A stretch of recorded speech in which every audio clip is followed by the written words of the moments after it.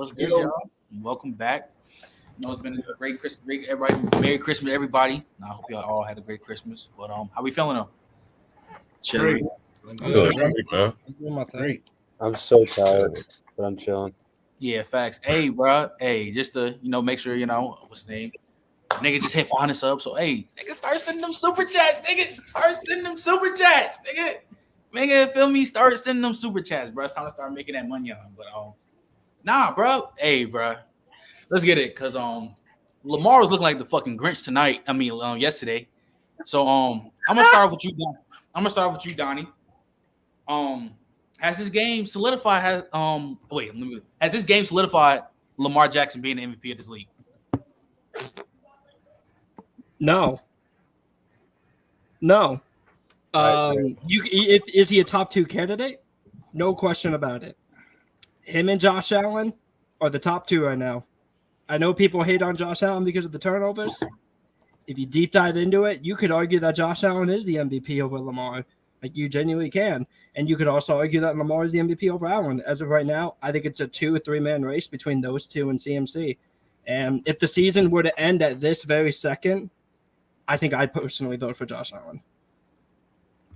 Last word. Man, it's Lamar Jackson. It's not even close, bro. I think we have to. First of all, to me, in my opinion, you can't be an MVP candidate. Your team throughout the majority of the season wasn't even in the playoff picture. Me personally, I don't think that doesn't coexist to me. And to top that off, I think people are forgetting there's still a real possibility that the Bills may not make the playoffs. Now, I think they will, but that is a real possibility. So, no, bro, I'm not giving him the MVP edge over a guy who literally has his team sitting with the best record in the league and the 1 seed in the AFC. Like that, and he's doing it with his best pass catcher who's been out for, 3 weeks now, 2 weeks, if I'm not mistaken. Something like that. Well, also the best defense in the league. Listen, at the end of the day, man, I understand they have the best defense, but when Josh Allen, and I've said this on multiple occasions, bro, when he has had the talent around him, he is not giving you the results that you expect of him being the talent and quarterback he is. Lamar is giving me that right now. What? Bro, man, what? 16 weeks, he arguably has the best team in football right now. Dude, and Allen, that's by record and by what we've seen on the field. They just went to San Francisco and beat the team that many people believe was the best team in football. Wait, Kai, do you think Lamar was the main reason they won that game? No. I think it was the defense. He easily still played a great game. The reason why I kind of pushed he back did play a great game. The reason why I kind of pushed back on that, because I agree with Lucas here. I'm always to call bro Stephon Diggs merchant. But bro has 40 TDs and Stephon Diggs hasn't had a 100-yard game in 9 weeks. Yeah. And he hasn't had a 50-yard game. He hasn't had a 50-yard game since Thanksgiving. And also, too, we have to understand, too, Josh Allen has accounted for almost 85% of their team's total touchdowns. Yeah. Almost 85. We're talking about that's probably one of the highest that we've ever seen. So we're talking about a dude who I'm not saying the stats aren't there. I'm not saying leads the league in QBR. But you're not about to sell me on a guy being an MVP over a guy who's doing everything that he could possibly do at this point to have the argument to win the award. Listen, we're talking about. Go ahead. I'm not really a base ass guy, but I just don't think an MVP should be in the I don't think he should be the favorite because he has 19 total passing touchdowns. I don't know. We're talking about a guy who has 24 total touchdowns this year, and he's the MVP favorite. Like, that alone should show you how sad the MVP is this year. Hold on. I gotta interject because the only reason I'm gonna push back on that QB play overall is that's what I'm saying. That's what I'm saying. Like, QB play as a whole. And we had no problem saying, hey, like QB play is down. If such and such got 17 TDs in week 12, if they got the best record, cool, go ahead and throw his ass up there. Now when Lamar, it's like, oh, he's only got 24 total touchdowns. Let's not do that. Because the other part, like the part that we can't just walk over, like we can't just skip over the fact that everybody's been pumping up the Niners, right? Like, even if you want to like take it out of like the PC multiverse or TikTok or whatever the hell it is, Mike Florio got on Pro Football Talk and literally with a straight face said, and I quote, with both teams healthy, the Niners are going to kick the shit out of the Ravens. He literally said that on national TV. Yeah, I saw that. Lamar responded too. And then they walked out there and got whooped. Like walked. Please don't get that. Please don't get them last little touchdowns and Sam Darnold coming in there, kind of making it a little bit closer at the end. Like, don't let that fool you. They got whooped. Yeah.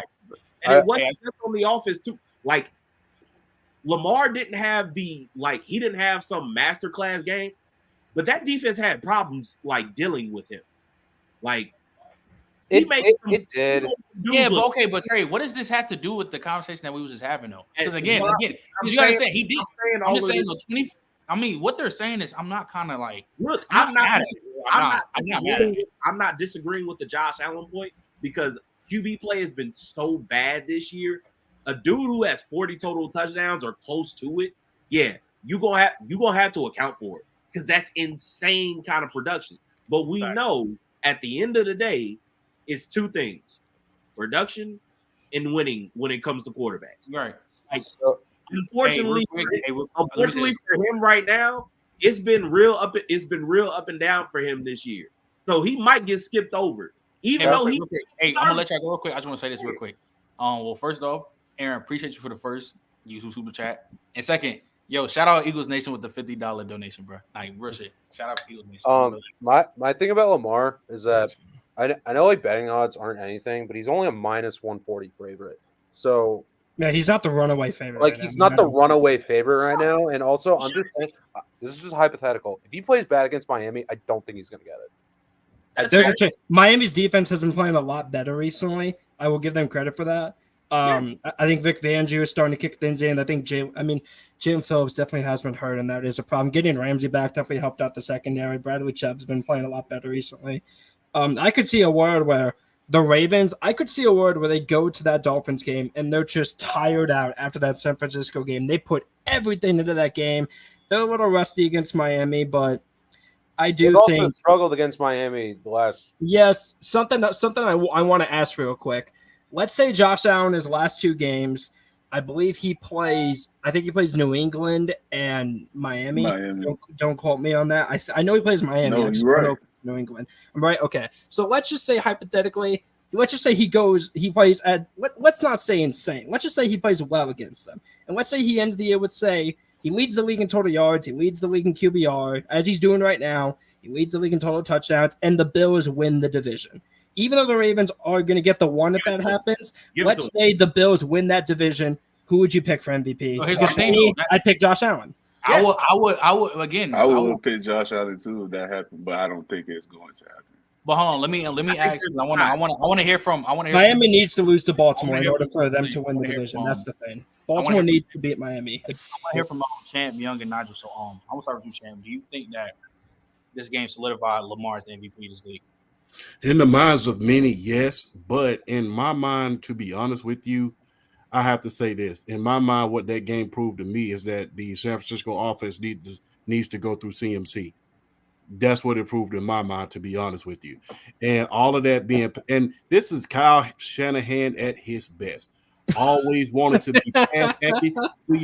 And quote me for saying this. Kyle Shanahan at his best. Always wanting to be pass happy when he really doesn't have to. And as you saw, as the game progresses, when CMC, was starting to run wild just a little bit, those linebackers and those safety starts creeping up to the line, and it started to get some traction. And what does he do once again? Gives up on the running game. He wants to start passing out of this world again. Haven't you cost yourself 2 Super Bowls because of that? Haven't you cost yourself an NFC Championship game because of that? Hey, like we say down south, what's your learning curve? Just going after him. I mean, Also, It's just a fact, though. It's just a fact, though. He's I know it's true. You had to I know Devontae it's Freeman. He hasn't said anything wrong. Look, you had No, he Devontae hasn't. Freeman with a chance Yeah. to win the game with the Atlanta Falcons. You had the I forget how you say the back from Miami's name. I think Raheem Mostert. you had him Sure. in the Devontae Super Bowl, Smith. right? Am I right? You had him in the Super Bowl, right? Yeah. Mhm. With Yeah, a chance he to was win the game. You playing up by damn 17. good, too. up You by up 10. in the NFC Championship game with Jimmy Garoppolo at the helm. So how I'm many not knees gonna do you hold have I'm to not give up? blaming- So how I'm many not blaming times do you have Shanahan to for give that up on the 49ers running Super game? Bowl. Yeah. So how many times do you have to give up on the running game for it to Jimmy show you Garoppolo's that you horrible. don't need to do that? Mike Shannon had this problem for a while in Denver after LA left. Yep. Like father, like son. So I never No, did anything. not necessarily because not necessarily because he only had that problem when it was unstable. When he had Mike Anderson or Landis Gary, which he's a Georgia Bulldog, but we all I know know. he wasn't a Terrell Davis. And you had those guys who were unstable. He didn't have that problem. When you had when Clinton Portis came in, that changed. Yeah. But when you have a back like a CMC that you can run through the offense or use like a Roger Craig, use him. Stop trying to be pass happy. And that's what's hurting this, and that's what hurt that team mainly last night, in my humble opinion. Go ahead. Go wait real quick, Karen, before you go ahead, Jan. I'll say, do you think Lamar should be the MVP? Yeah, I mean, right now he's the leader. I don't think it's out of the world because, I don't think he's the runaway because again, you guys are mentioning Josh Allen. Crazy, the award this year is going to be closer than most of the time. So I think he's going to have to finish strong these last two. If he loses to Miami and doesn't play well, and say Tua plays well, this is all really just agenda pushing. It's really I swear, no, because the narrative is going to be that Tua cooked the best defense in the league. That's what I'm saying. All it really is just agenda pushing right now. And Tua, if they beat Baltimore after what Baltimore just did to San Fran, Miami will win the division. So that puts Josh Allen out of it by default. Probably, Yeah, that's why it's going to be really hard for Allen to win it. Yeah, because in order for the Bills to win the division, they need the Dolphins to lose. They need the Dolphins to lose, and if the Dolphins lose, that means the Ravens win, which that puts Lamar back at. Yeah, well, unless Lamar plays bad or mid and they win, which they could. That defense Which isn't possible. That is possible. That defense is that good. Yeah, can we just get the about Lamar? I don't see how they can win really without him playing. He can even just play solid and they're gonna win. He can't play below that and if Allen plays bad, they're going to win. Lamar is accounting for only 52% of the team touchdowns. Oh, but see, the thing is though, he's getting goal line sniped. Yeah, he's getting. Yeah, I'm saying no. Gus Edwards. You know how it's not a knock to Lamar. I'm just saying though, it's not a lot. It's not a knock to Lamar. That team is something real though.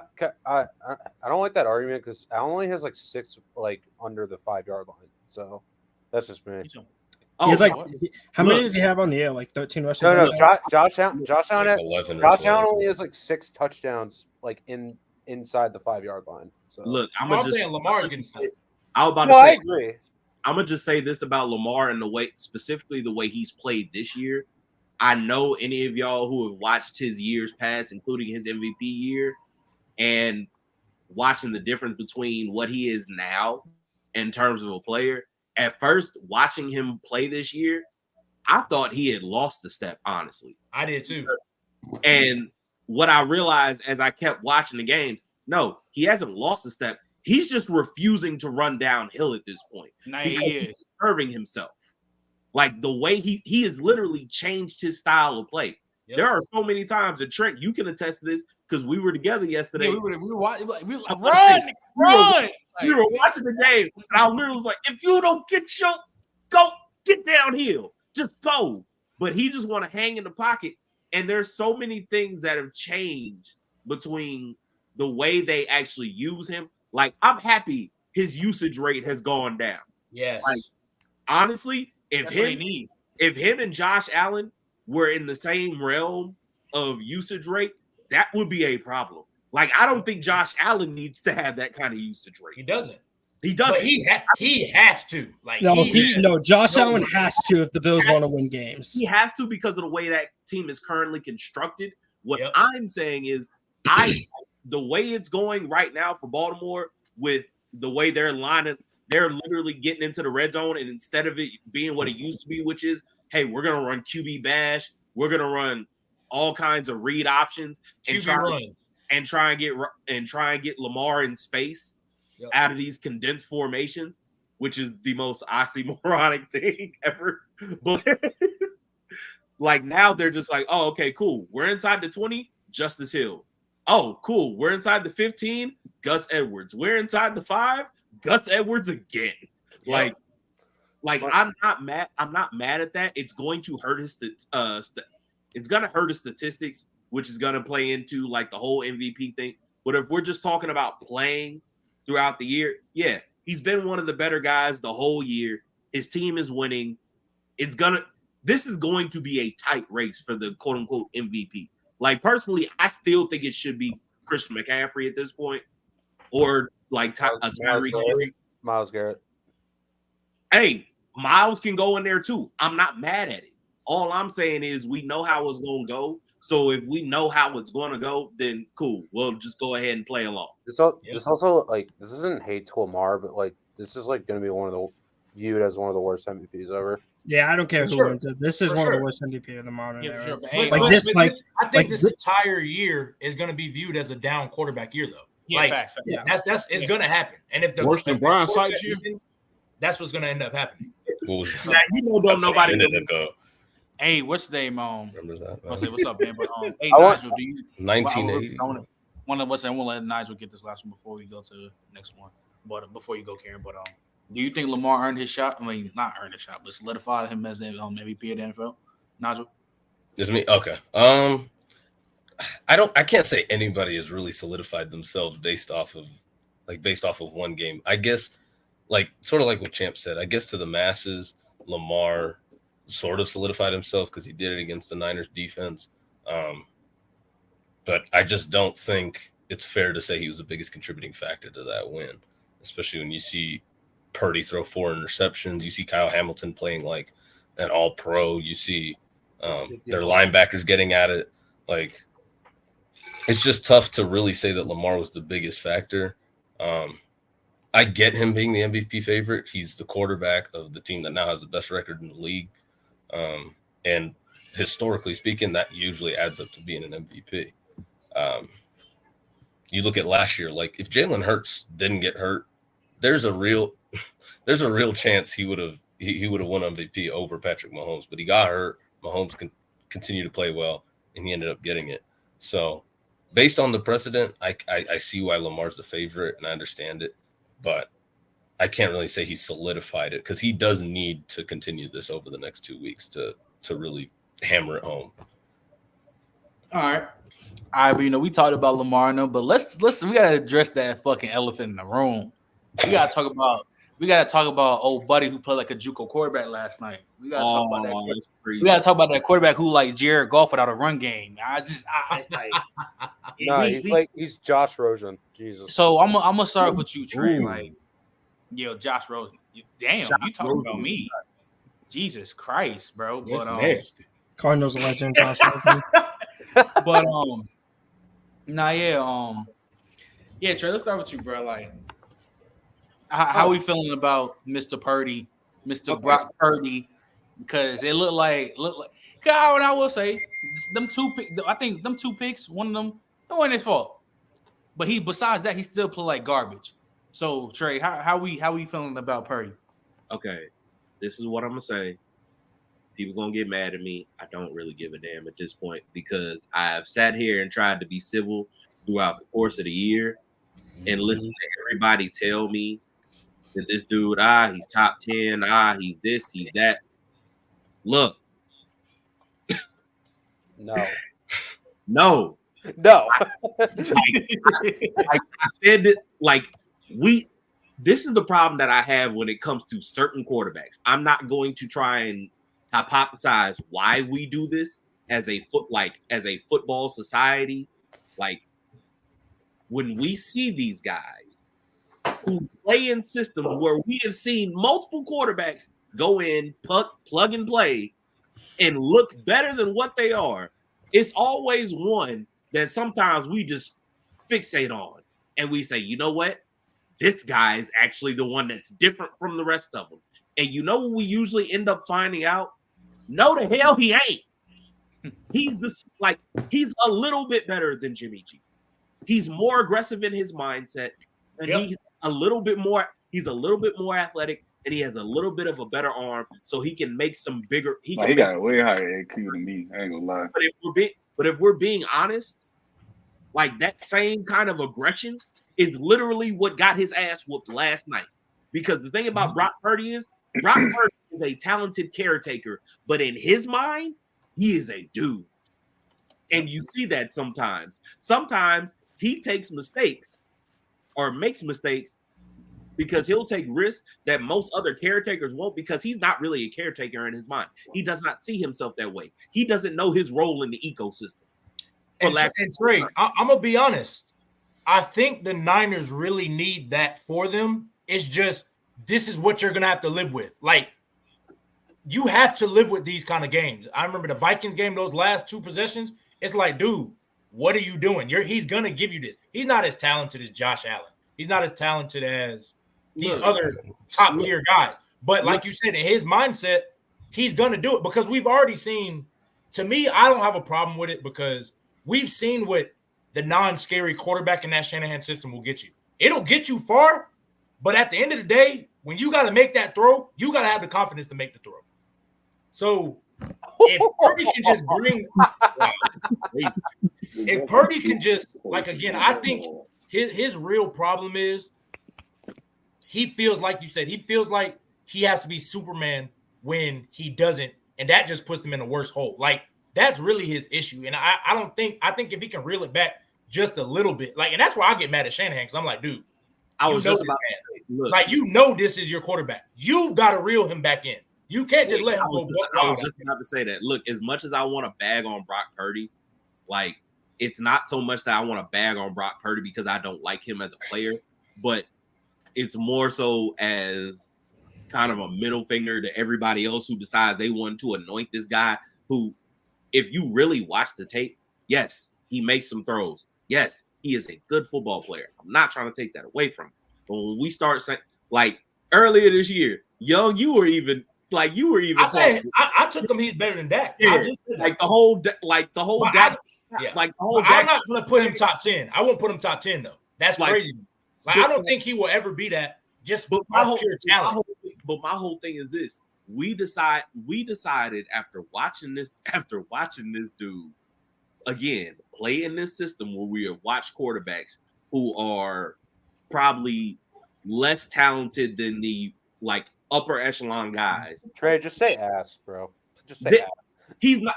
I'm not gonna say ass because he's not ass. Purdy's not ass. I agree. Like Nick Mullins was ass. Jimmy G was ass. This guy isn't. Like, I'm not gonna do that to him. But what I am going to say is he's not good enough to elevate. He's not a table setter. He's there. Like we saw it when Debo got out, when Debo was out of the lineup and Trent Williams was out of the lineup. He looked like what a caretaker looks like. And we still were sitting there trying to convince ourselves that dude wasn't a caretaker. What are we doing? Why? I'm gonna be honest. I never thought he was that. But this is my thing is, do you think Dak is caretaker? No. Not this season. Hold on. This is what I'll say. I don't think Dak is a caretaker in the same way. I think he is, like, to Cam Newton's point, he is a bit more of a game manager. That's how I see it. Than some of the upper echelon guys. Yeah. But the thing about Dak is Dak can actually be he can go into being a game changer. Like, we've seen it.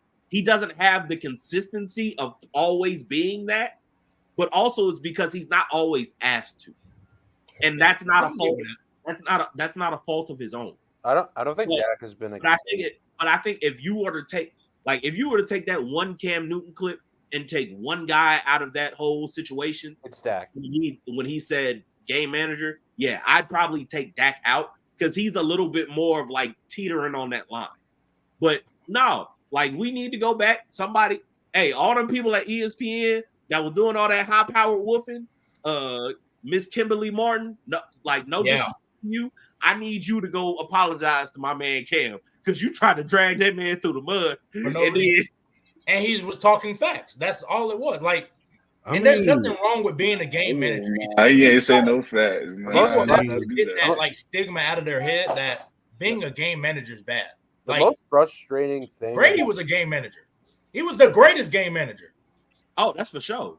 The most frustrating thing about that whole Cam thing, they were shit talking his NFL career now and just not focusing on the tackles end. It's like, oh, this dude's out of the NFL. Why is he talking about quarterbacks in the league? Like, bro, shut up. Hey, a boomer science to get to talk about somebody anybody can.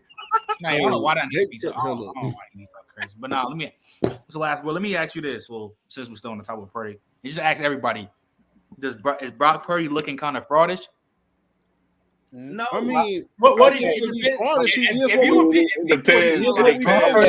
My thoughts on Brock what you thought he was. My thoughts on Brock Purdy has not changed the moment that game started until the moment it ended. I feel me and Purdy haven't changed from the beginning of the season to now.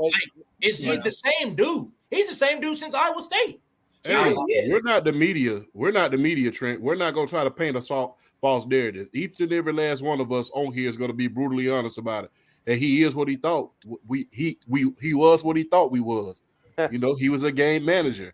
And it's so funny that when he got called out by that, just because he was in the quote-unquote MVP race, oh, yeah, he's not a game manager. We saw Brian Sight win the damn MVP, and he was out of the damn league playing for the USFL 2 years later. So, exactly. Trey. Exactly. Brian Sight played for the Cleveland Browns back in the day. I'm showing my age, guys. Look at we know, champ. You always do, bro. It's all right, though. It's all right, though. But yeah, we saw him win. We saw him win an MVP in 1980. Throw red right 88, and then he was in the USFL playing for Donald Trump 2 years later. We've seen mid quarterbacks have good seasons. Dude, that is for crazy, bro. We've seen mid quarterbacks have great seasons. Hey, like I said, if Boomer Esiason gets to commentate and say anything about a quarterback, Cam Newton should have that same right. Because Boomer Esiason, if you really want me to be honest, if it wasn't for Ickey Woods, Eddie Brown, and some of those guys that they had on that Cincinnati Bengals team, he would have been riding that time. Hey, but Nigel, how you feel about Brock Purdy?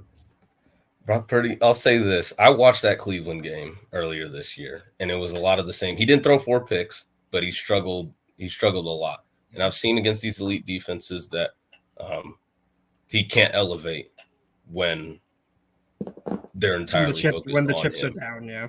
When the chips are, yeah, exactly. So this didn't really change anything because I've seen that game. I've seen, I've seen the Vikings game when they really asked him to deliver, and they're not really asking him to deliver because he has the defense, he has the running game, he's got the weapons that when they get in these fourth quarters, it's not really much they're doing. They're up by like 2 scores most of the time.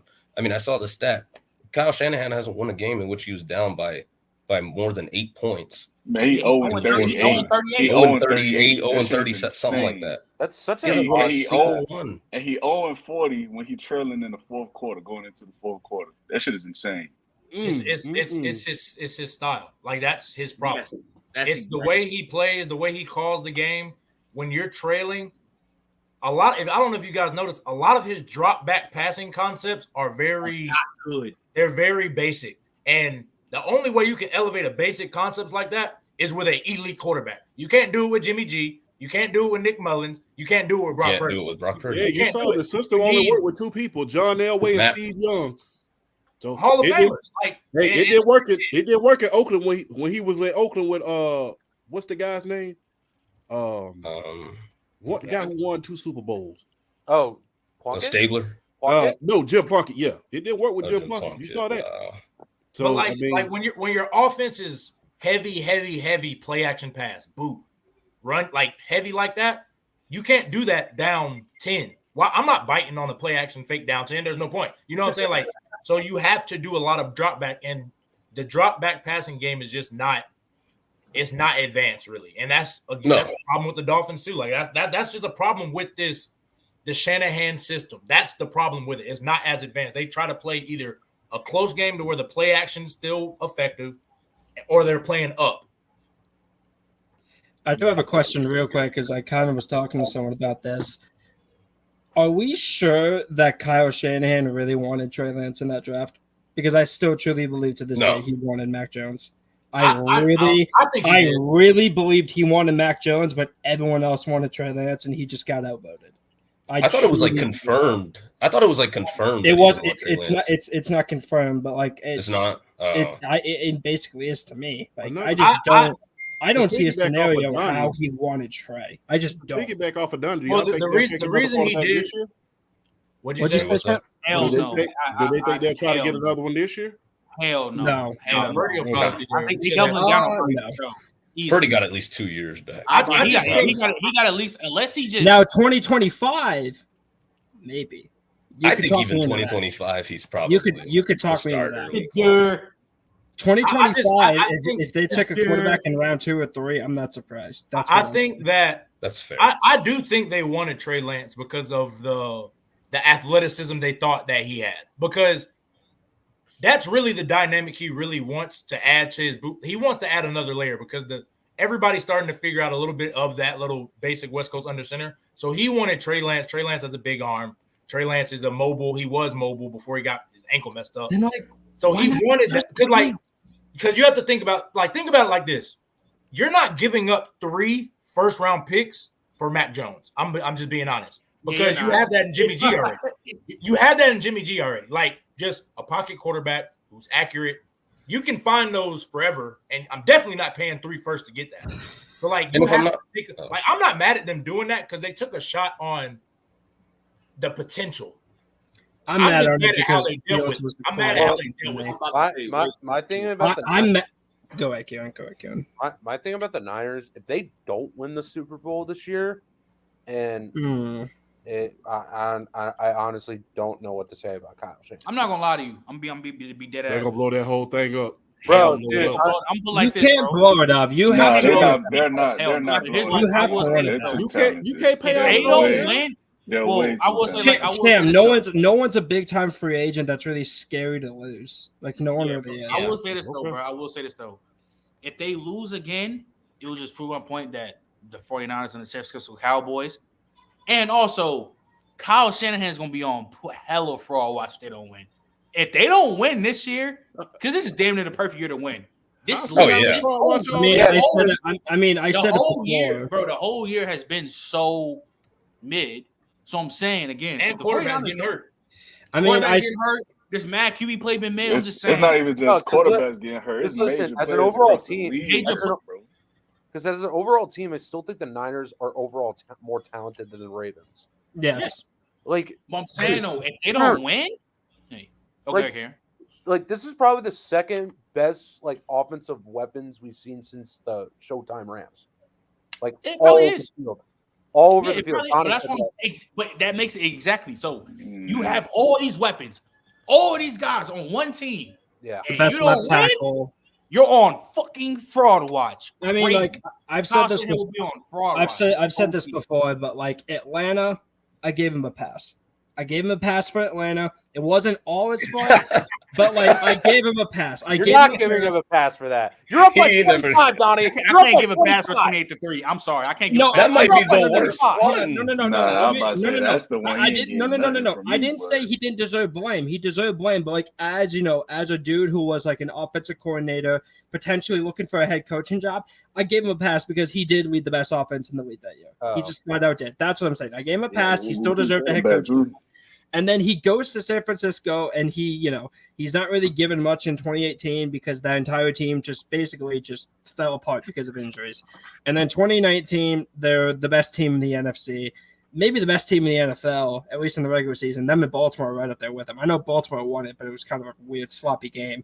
But the Super Bowl against Kansas City, that was all on you. I know we can sit here and say Jimmy G played bad. Shanahan put him in the worst possible situation to succeed. You can say if Jimmy G hits that deep ball throw, maybe they win.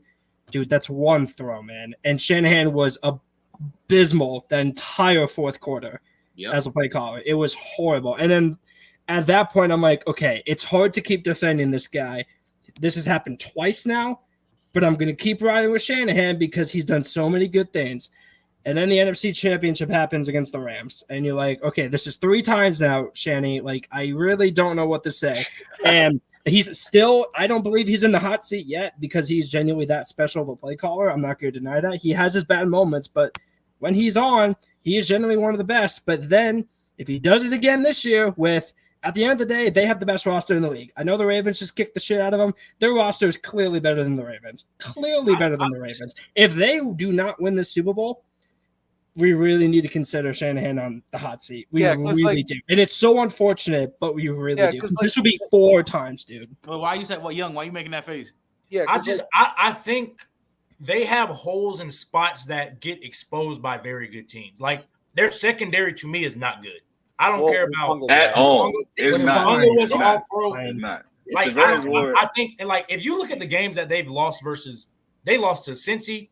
Joe Burrow torched them. Fried them. Lamar Jackson is torching them. Last year, Patrick Mahomes torched them. Like, Kirk Cousins fried against elite kind of quarterbacks. Yeah, so did. Weapons, they're getting fried. It's almost to the point. Like, I'm starting to look at them, that defense, like the Bills. Like, yeah, you're beating all these teams. You start dominating, but when we really need you to nut up, like you want to be this all-time great defense, they're not getting the stops they need. They couldn't stop last night. They couldn't stop him. They couldn't stop Joe Burrow earlier in the year, and he was hurt. Having Hufanga out too hurt, boy. And then the main issue again, they're so Trent Williams reliant. Oh, it's not even. Oh my god! It's not even, no, dude. That was my one worry about this team going into the offseason because everyone was trying to crown them and the Eagles. They were going to say, "Oh, these two are going to be a bloodbath." And I said, "You got to be careful because outside of Trent, that O-line is a question, and clearly it hasn't been good." I'm not trying to play Trent Williams. If Trent Williams is hurt, that is a bottom 10 offensive line in the league. Maybe even bottom 5. Not even close. Maybe even worse. Yeah, maybe bottom 5. That O-line is bad without Trent. Yeah, and they run their 90% of their offense through him. Like on the left side. Yeah. Like you can get Debo, you can miss Debo, and again, Trey, you talked about it. CMC's kind of a Debo kind of player. You can miss those kind of dudes. You cannot miss Trent Williams because the offense is. That's why he's going to thrive on his team, Donnie. They are so lucky they traded him from Washington. Let me read some super chats quick for me. Grant sent super chat $5 for smoking that Dookie pack and 49ers pack. Yeah, that's crazy. But Taz sent a super chat for keep doing big things. Appreciate you, Taz. And then I think PSP has sent a group chat. I mean, super chat. Looks like Cam is owed an apology. Yet the media says he doesn't know football because his outfits and him being bitter. Shout out to Ryan His Clark. outfits are kind of weird, but yeah. He from Atlanta. That's what it is. Everybody dressed like that. Everybody. I mean, everybody from Atlanta to Columbus. Everybody wear weird shit. Okay, I've never been to Atlanta. I've never been. Yeah, to Atlanta. that's why you never been to. Yeah, okay. That's just. Let's. No, it's weird. It's weird to me. It's weird to me. Okay. It's from Jersey, guys. Let me. What's his name? Let's move on though because you know, the Eagles Nation about to start spamming the chat. Might be mad as shit. God. But the Eagles played my Giants, and surprisingly, we lost by 1 score. And if you watch that game, that shit was a shit show for the Eagles. Play calling was ass. Jalen Hurts didn't play good. Defense getting blurred by Darius Slay when Tyrod just came in the game after Tommy DeVito being benched. So I want to start with you, Trey, and saying because I thought they was a conference championship lock between them and the Eagles. I mean, between 49ers and Eagles. So I want to ask you now, go down the panel and start with you, Trey. Are the Eagles in trouble of losing in the first round? I still, at the end of the day, I still struggle to say like losing in the being a first round exit, simply because like they showed it yesterday towards the end of that game when they decide that they're just going to line up and run the ball and actually be effective with it. It becomes a problem. Like, please don't get me wrong. I know we are like, oh, okay, that offensive line is great, but DeAndre Swift, he's not amazing, but what he is a decisive runner who is quick in short areas.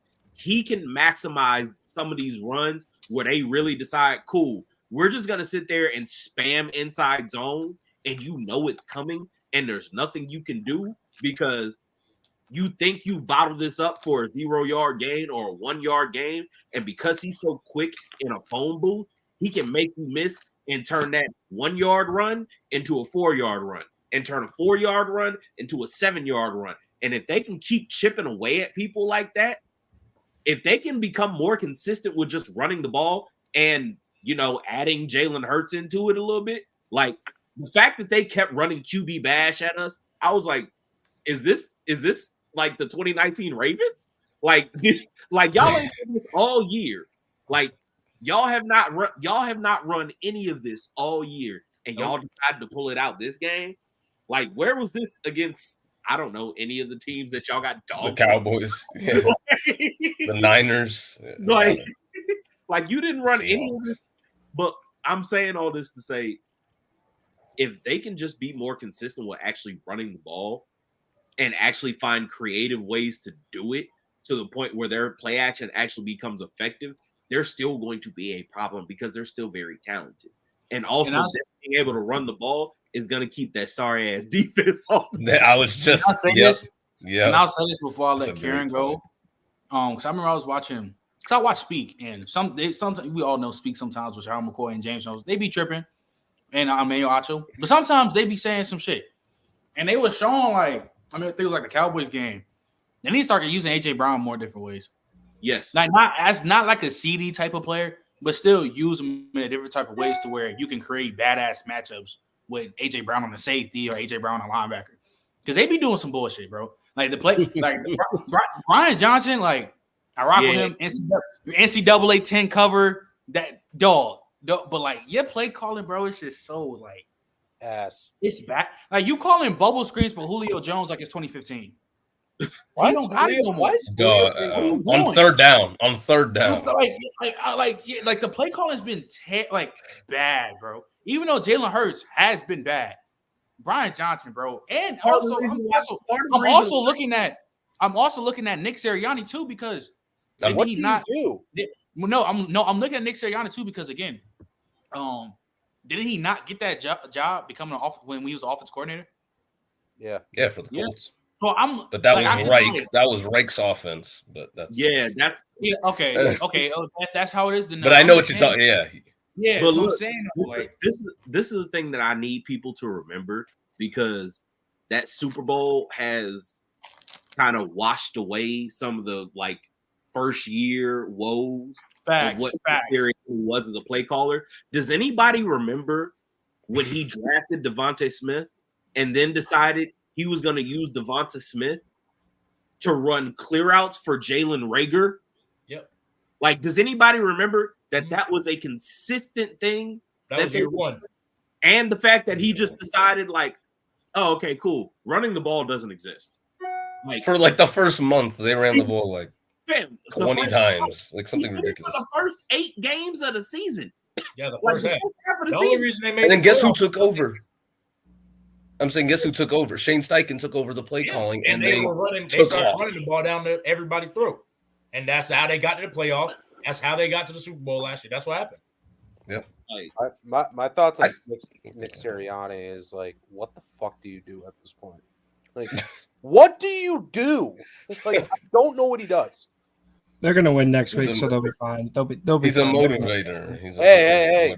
He's a Philly. I'm just saying, like, if the Bucs make the playoffs, I'm taking the Bucs because the Bucs look better than the Eagles right now. Wow. Hey, let me say this real quick. We got a peak. This is the most one I've had right now. 52 viewers. Make sure y'all like and subscribe, bro. Appreciate y'all for popping out. But what last word? How you feeling about the Eagles, bro? Are they first round exits? Nah, I wouldn't go that far. Who they play right now? It'll be the Bucs, right? Yeah. Nah, they no. That'll be Dallas. I think Dallas would play the Bucs. I think Philly would play. They got the Rams. The Seahawks. They got the Seahawks. People Seahawks. Damn. You know. Yeah. Damn. I like Seattle. You know, I would have Philly win. I would have Philly win, but I wouldn't be shocked if Seattle won.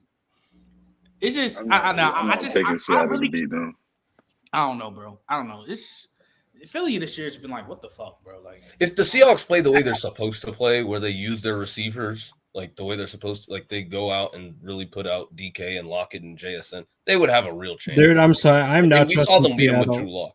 You said, I'm not trusting Seattle until they fix that interior. I'm sorry, I just can't.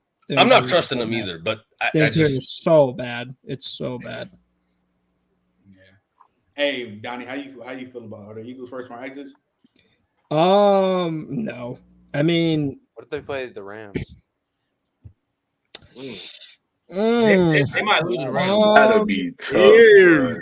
Because the Rams playing lights out right I now. remember, because the first matchup, the Rams got dominated though in that second half by the Eagles. They got dominated.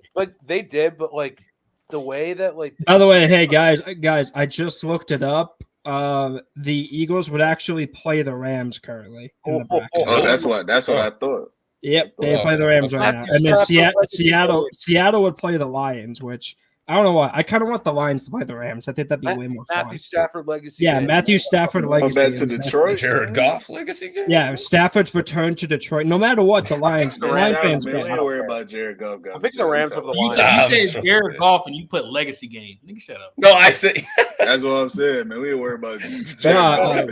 Better pass than Eli Stafford going back to Detroit. Nah, but like, are the Eagles first round? Are the Eagles first round exits? I mean, I'm looking at two. When I look at the the wild card teams right now, and I see the Bucks, the Rams, and the Seahawks, I see two of those teams that I could genuinely see myself picking against the Eagles, and then I see one of them that I would. And the Rams game is tricky because y'all talking about Puka and Cup going crazy.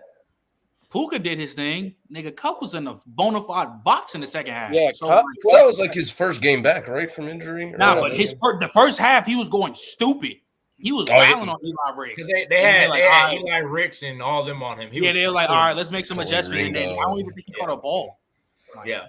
Well, he was cooking Darius Slay, and Darius Slay is burnt toast at this point. Like, jeez. He cooked them on one play, bro. Hayes Bradbury. If the Eagles do not win this weekend, we have serious problems. I'm just against Arizona. Kyler Murray masterclass. Dude, Kyler could throw for 500 yards and 5 touchdowns. They're not winning this. Arizona over the last 5 weeks has been by far and away the worst team against the run. Dude, if Philly somehow doesn't win this game, we have more problems than we actually think. Oh yeah, y'all do get Avonte Maddox back, so I mean, yeah, that could be big for you. I mean, it's better than having Eli Ricks. Avonte. I know people are gonna laugh about the whole Avonte Maddox thing because he's a solid Eagles fans keep bringing it up, and they're like, "So what? It's a short corner, dog.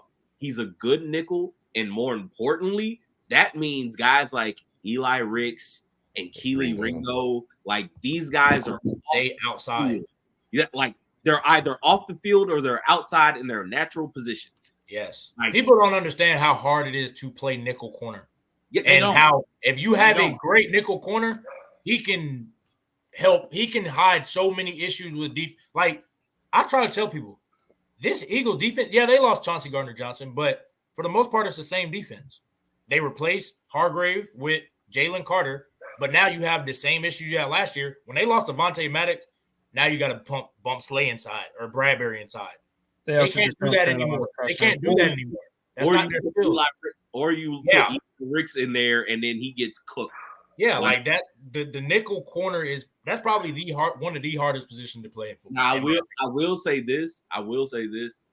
Going back to kind of just the middle of the defense and how soft it is now, like, cool. Hey, I know people don't value inside linebackers. I would just like everybody to look at the two best defenses in the NFL that we talk about, the Ravens, the Niners.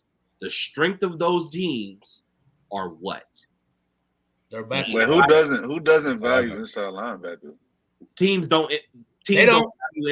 Teams. Yes. You're saying teams don't. Okay. Yes, I'm saying the way the NFL position. If you're looking for the way, like, if you're looking for a position that gets devalued the way running backs do on the opposite side, it's inside linebacker. People think you can just. And the reality is, you can't just find good ones. You can find one, but finding a good one or finding a great one is hard. And you're seeing that now because you didn't even have great ones. You just had a good one last year in TJ Edwards, and he's gone. and your defense is literal poo-poo in the middle of it. Like, I also blame Jordan Davis too, because he's not playing like he's supposed to be playing as a gap. What they do, Hey, they run so many light boxes. Jordan Davis has to dominate, and he's not dominating like he was at Georgia. Well, yo, Donnie, what is Jordan Davis? That's what that is. Yeah, exactly. Donnie, what is Jordan Davis? Jordan Davis is not a good football player.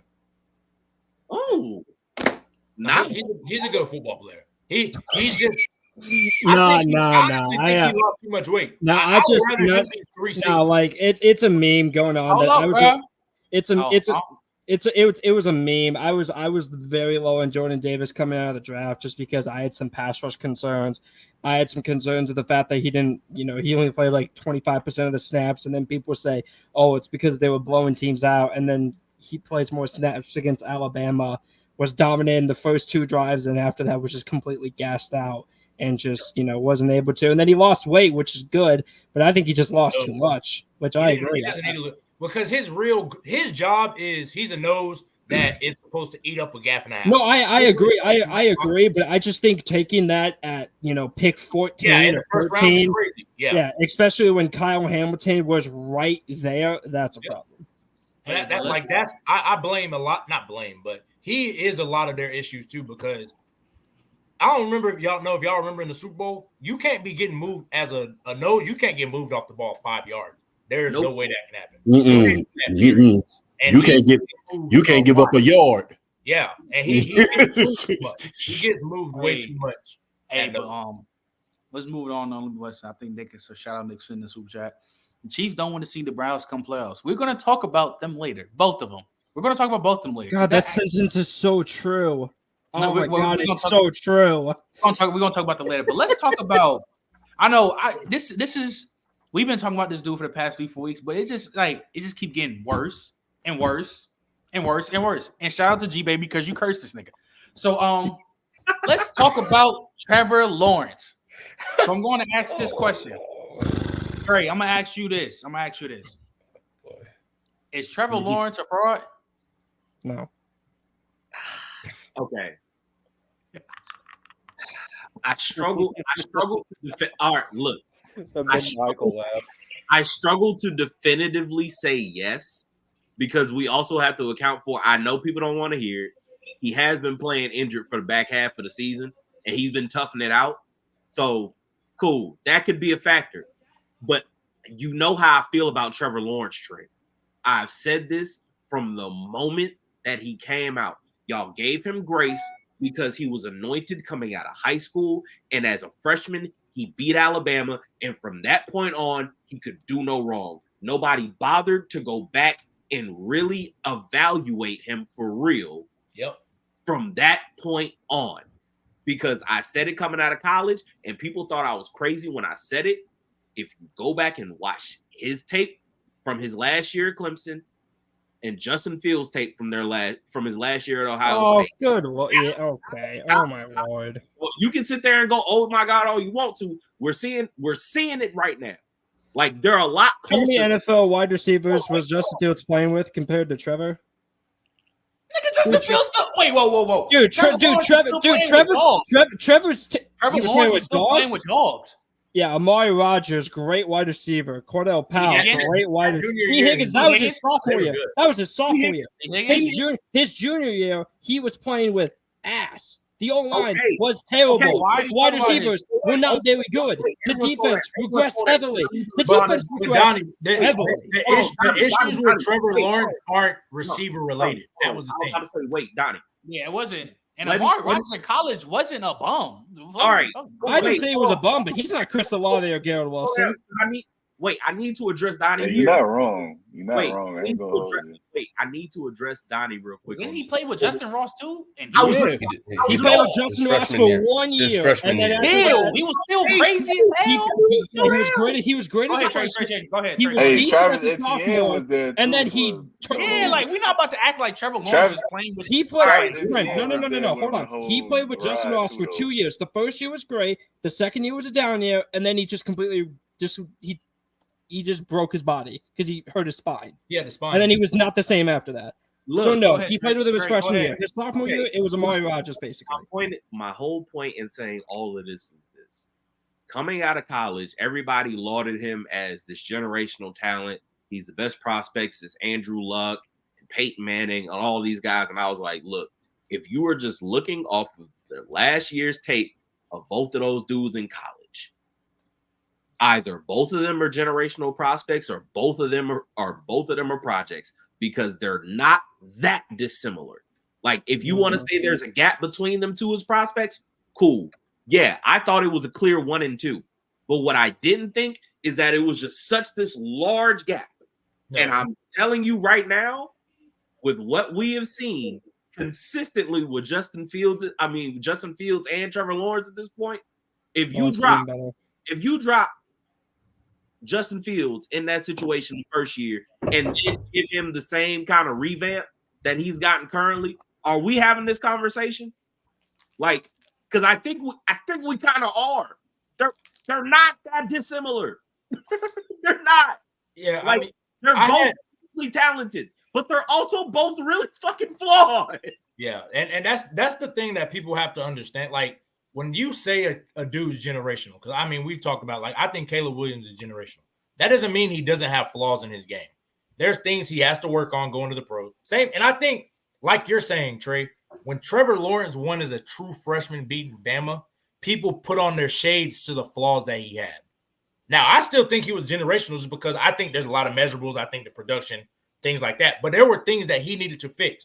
But I also think if you have Justin Fields generational too, I wouldn't really be mad at it because he fit the same criteria that I hold with guys. Like, is it fair to say, though? I just think also sometimes it just doesn't pan out. Trevor Lawrence hasn't lived up to that tag. So if you want to think he's a fraud because he was tagged generational, sure. But is he a trash quarterback? I don't think he's trash. I just think, again, like you said it all the time, Trey. 3 years is not enough really to let these guys kind of really learn football at the pro level. They got to take more time. I mean, the only reason why we are even having this conversation about dudes like Justin Fields and Trevor Lawrence and all these young guys in year 3 is because the way the NFL has gone now with the rookie wage scale and everybody's saying, hey, the model is draft a quarterback, hope he becomes like amazing by year 2 so we can keep him Super Bowl. So we can keep him cheap and we just basically spend all our money everywhere else so we can build the team around him. And I'm telling you, you're not going to be able to do that every year because every year does not have that type of guy in the draft. Even guys like Justin Fields and Trevor Lawrence, as talented as they are, I don't know if folks should have really gone with that formula there. There's only a few guys that really make that shit happen. And they still don't even end up going to the. I mean, we see what happens with Herbert. The Chargers spent all the money in the world in 2022, and they've done the nothing. Only dude I think who did it was what? It was Flacco before he got paid, and it was his last year as a rookie, on that rookie contract. And Mahomes, everybody else. Eli was on it too, though. Yeah, and it's hard. One, it's just hard to build a team correctly with no flaws. But yeah, I mean. I understand the model. I'm not necessarily with it because, again, you're just going to – that's one of the reasons I think Justin Fields, there's no way he's going back to Chicago for that line of thinking. Like, you could keep Justin Fields and surround him with all you want. Now you're going to have to pay him $40 million, and all that stuff you surrounded him with, they're going to have to take it away because he's getting money. Like, that's why you extend the timeline with Caleb. Yeah, that's all it is. You're you extend the timeline on a guy whose ceiling is also like clearly higher as a player. Yeah, but that's the main driver is going to be extending the timeline. Yeah, and if you can tell me you can get Caleb Williams for 4 years cheap and go surround him with the best players you possibly can in free agency, the draft, they're going to do that rather than keep Fields and then, okay, I can't pay this person, I can't pay this person, I can't pay this person. That's the problem right now the Chiefs are having. Like, people are like, why didn't they go get D-Hop? They don't have the money to go get D-Hop. Why can't they go get this, do this? They don't have the money to do this. You paid all of you paid your interior lineman. Well, I think what Kansas City did in terms of how they spent money was a lot smarter than I think you're actually trying to get there. No. What Kansas City did, Kansas City said our offensive line was so bad in that Tampa Bay game that they fixed their entire interior offensive line in one offseason. They drafted Creighton Humphrey. They took a shot on Trey Smith in the 6th round, who only fell because of a heart condition, and they paid Joe Tooney. And all 3 of those moves have worked out extremely well. Yes, they've had tackle problems, but I think we all know at the end of the day, Mahomes doesn't need great tackle play to be great because he's Mahomes and has maybe the greatest pocket presence of all time.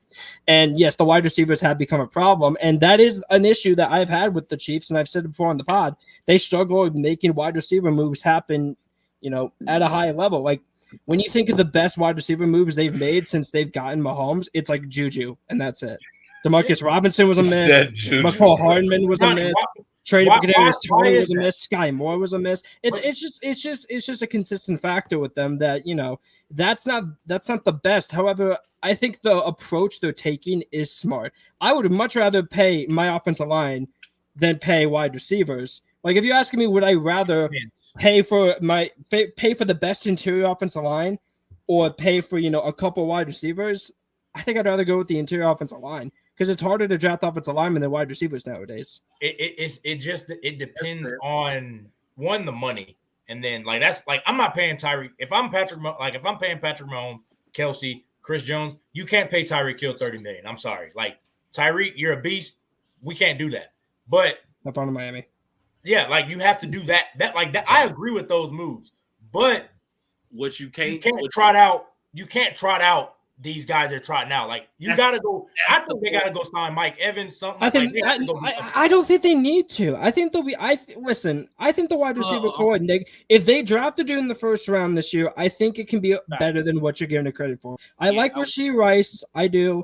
And we've all said it multiple times, this is the best wide receiver class maybe any of us have seen in a long time. There's legit 6-7 dudes who can go around. Yeah, facts. Hey, Nigel, let me ask you, bro, because go back to the Trevor Lawrence. How you feeling about Trevor Lawrence? Is he looking a little fraudish to you?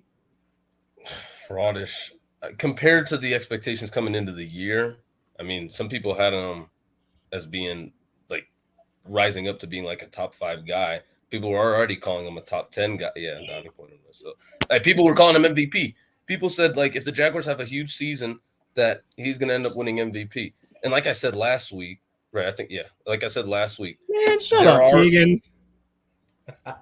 Get out of here. Anyway, by Trey and Trent's logic, he's a bust. It's been 3 years and he hasn't met the expectations of a number 1 overall pick. Come on. That's never been my criteria for being a bust, though. Then why was Clowney a bust? You said what? Why is Clowney a bust? Jadeveon. Okay, this is why. Okay, since we're here, I'm gonna say Jadeveon Clowney is the Andrew Wiggins of the NFL. That's why I think he's a bust.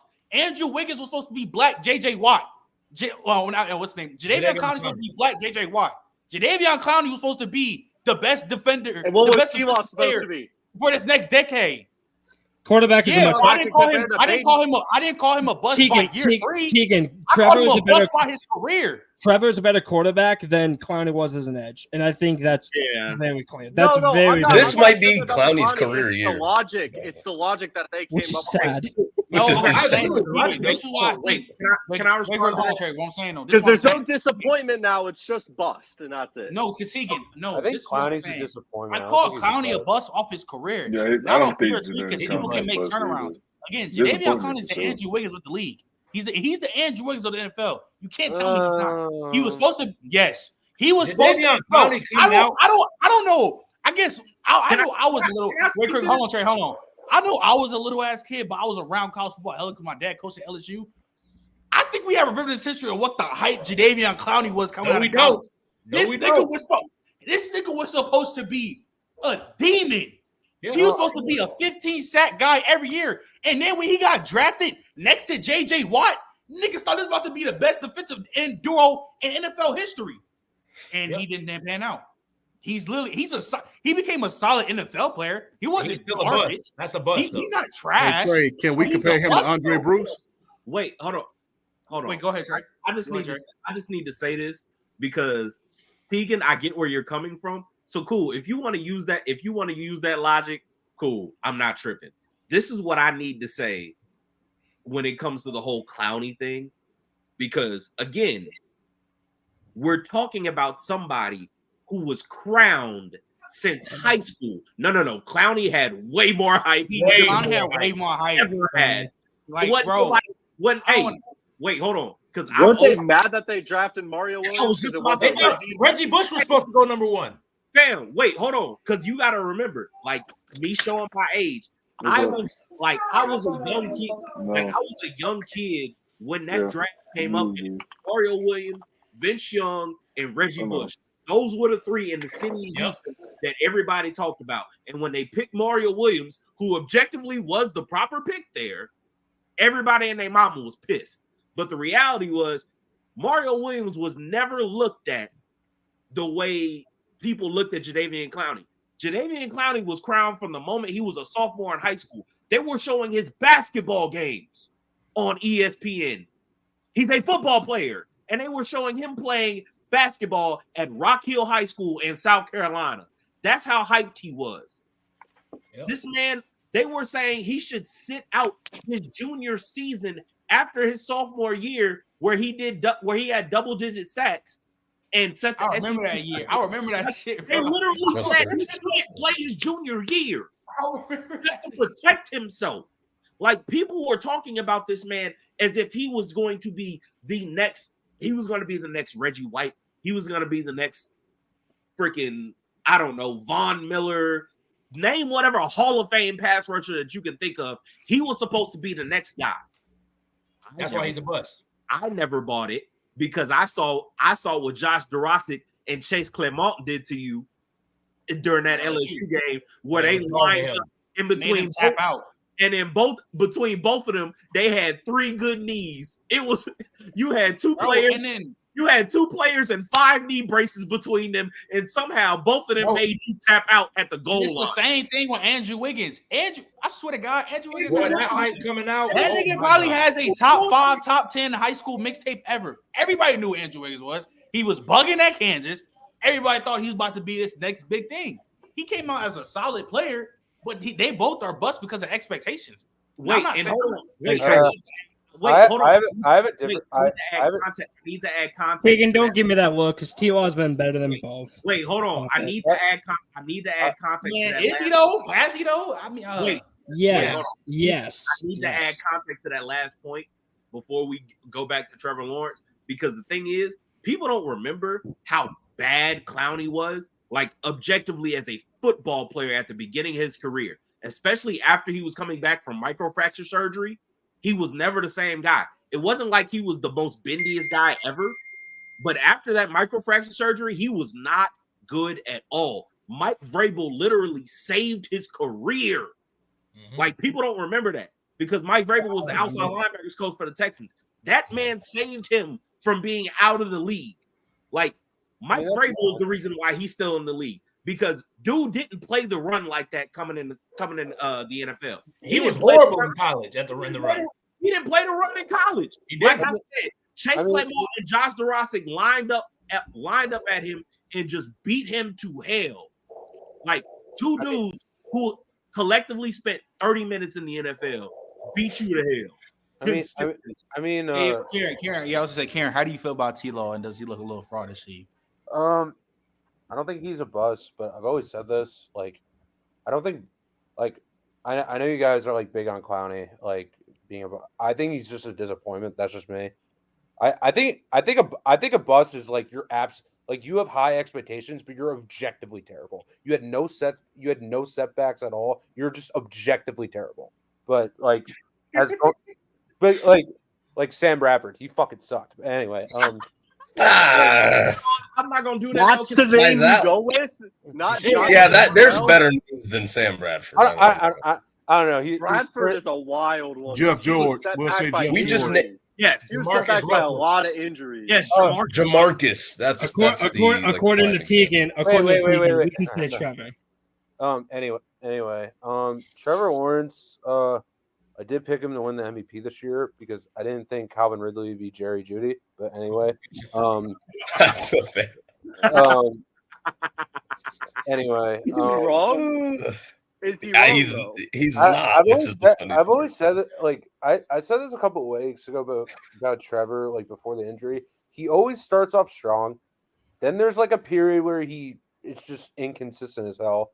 Then quarter of the season, like he like just didn't he was great. Like back in 2022. I was seeing that like when he was playing against the Bengals, he had a great game. He had arguably his best game of the year, and I thought that was going to continue. But I don't think he's a fraud because I just hear a lot of people say he's overrated to begin with, like a lot this season. And also I'm not giving up hope because like he is hurt right now, as Trey say, and he might not even play next week because he's a sprained AC joint. Like they Yeah, he's been getting fried. Like 3 different injuries in this week. like sprained ankle, freaking knee, like sprained like concussion. like concussion, like Like the dude is beat up. he's been through the ringer. And also like he did have a good at the end of 2022, so I'm not giving it up on him. Let's see how next year. Then maybe I hope we're not giving up on him. What? I hope we're not giving up on him. No. No more. I'm not giving. Look, I'm not. Let me ask you Give this. it up Donnie, on let me ask you him. this. We've Donnie, let me seen ask more you this. bad than good. Donnie, let me ask you this. Let me ask you this, Donnie. Oh no. How fast were you when you get? How quick did you give up on Justin Fields? I haven't given up on Justin Fields. I have not given up on just because I say the Bears should take Caleb does not mean I've given up on Justin Fields. Okay. Fair enough.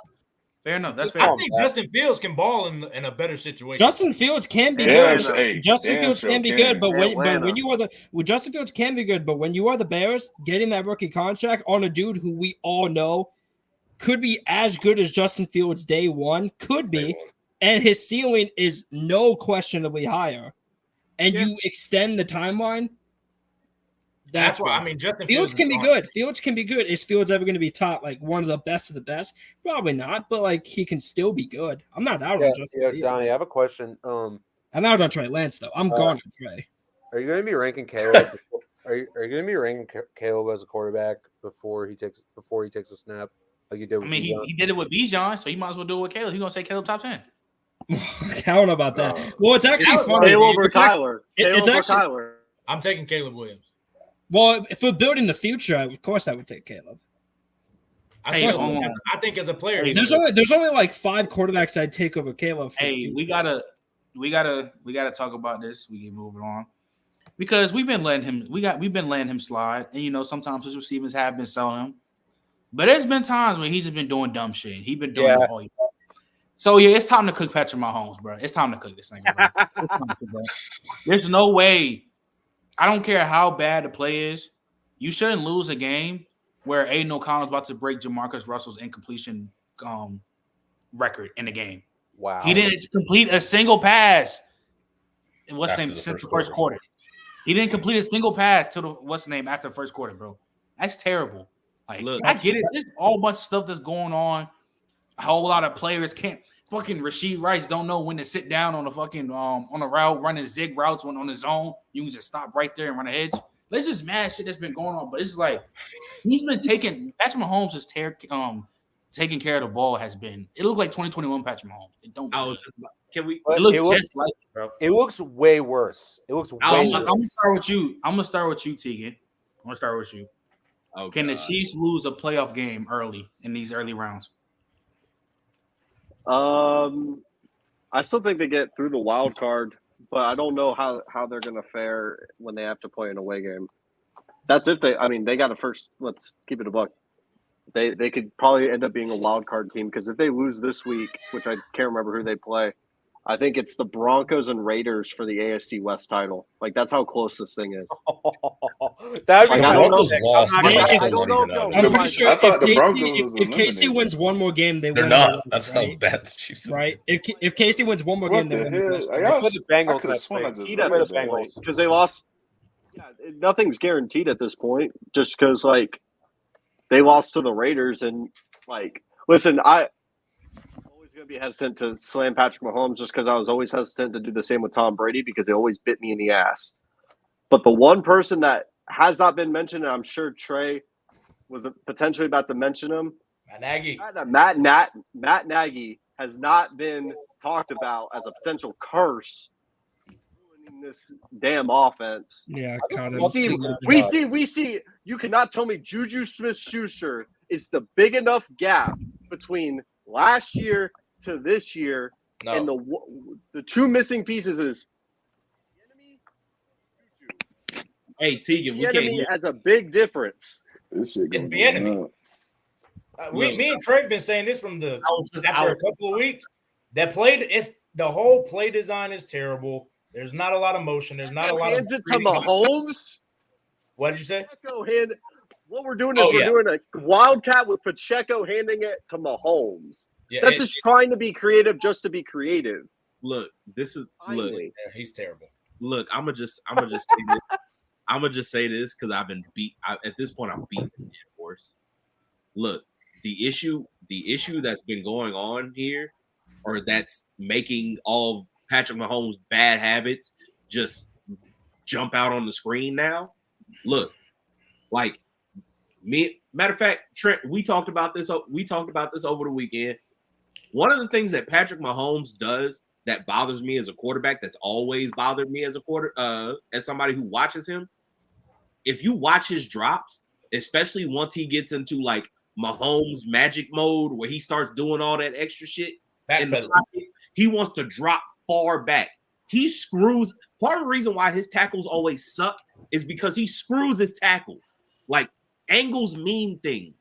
Like, geometry is a real thing in football. There's a reason why there are like certain drops that go with certain plays, because you're supposed to stay here. Your offensive line is supposed to know, hey, he's going to be at this depth, and at this depth, I can do this with my set. If he starts dropping back from 7 yards to 10, now instead of it being, oh, okay, cool, I got this 45 set, now all these pass rushers can go chase him, and now you look like a dumbass because everyone's like, oh, well, you suck.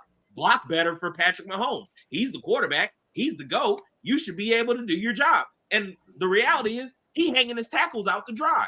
And that's just one of the like tiny little issues that we see, because at the end of the day, their personnel is garbage. Like, last year, I'm not trying to sit here and act like Juju Smith-Schuster is the greatest thing since sliced bread. He is an average NFL wide receiver. But you know what? At the very least, he could do his job. Like, that's true. If Mahomes throwing the ball, he might do a TikTok dance at the beginning of the game, but at the very least, he gonna catch the damn ball. Yep. Kadarius Toney want to be a rapper. He want to be fake ass young thug, and he can't even do his primary job.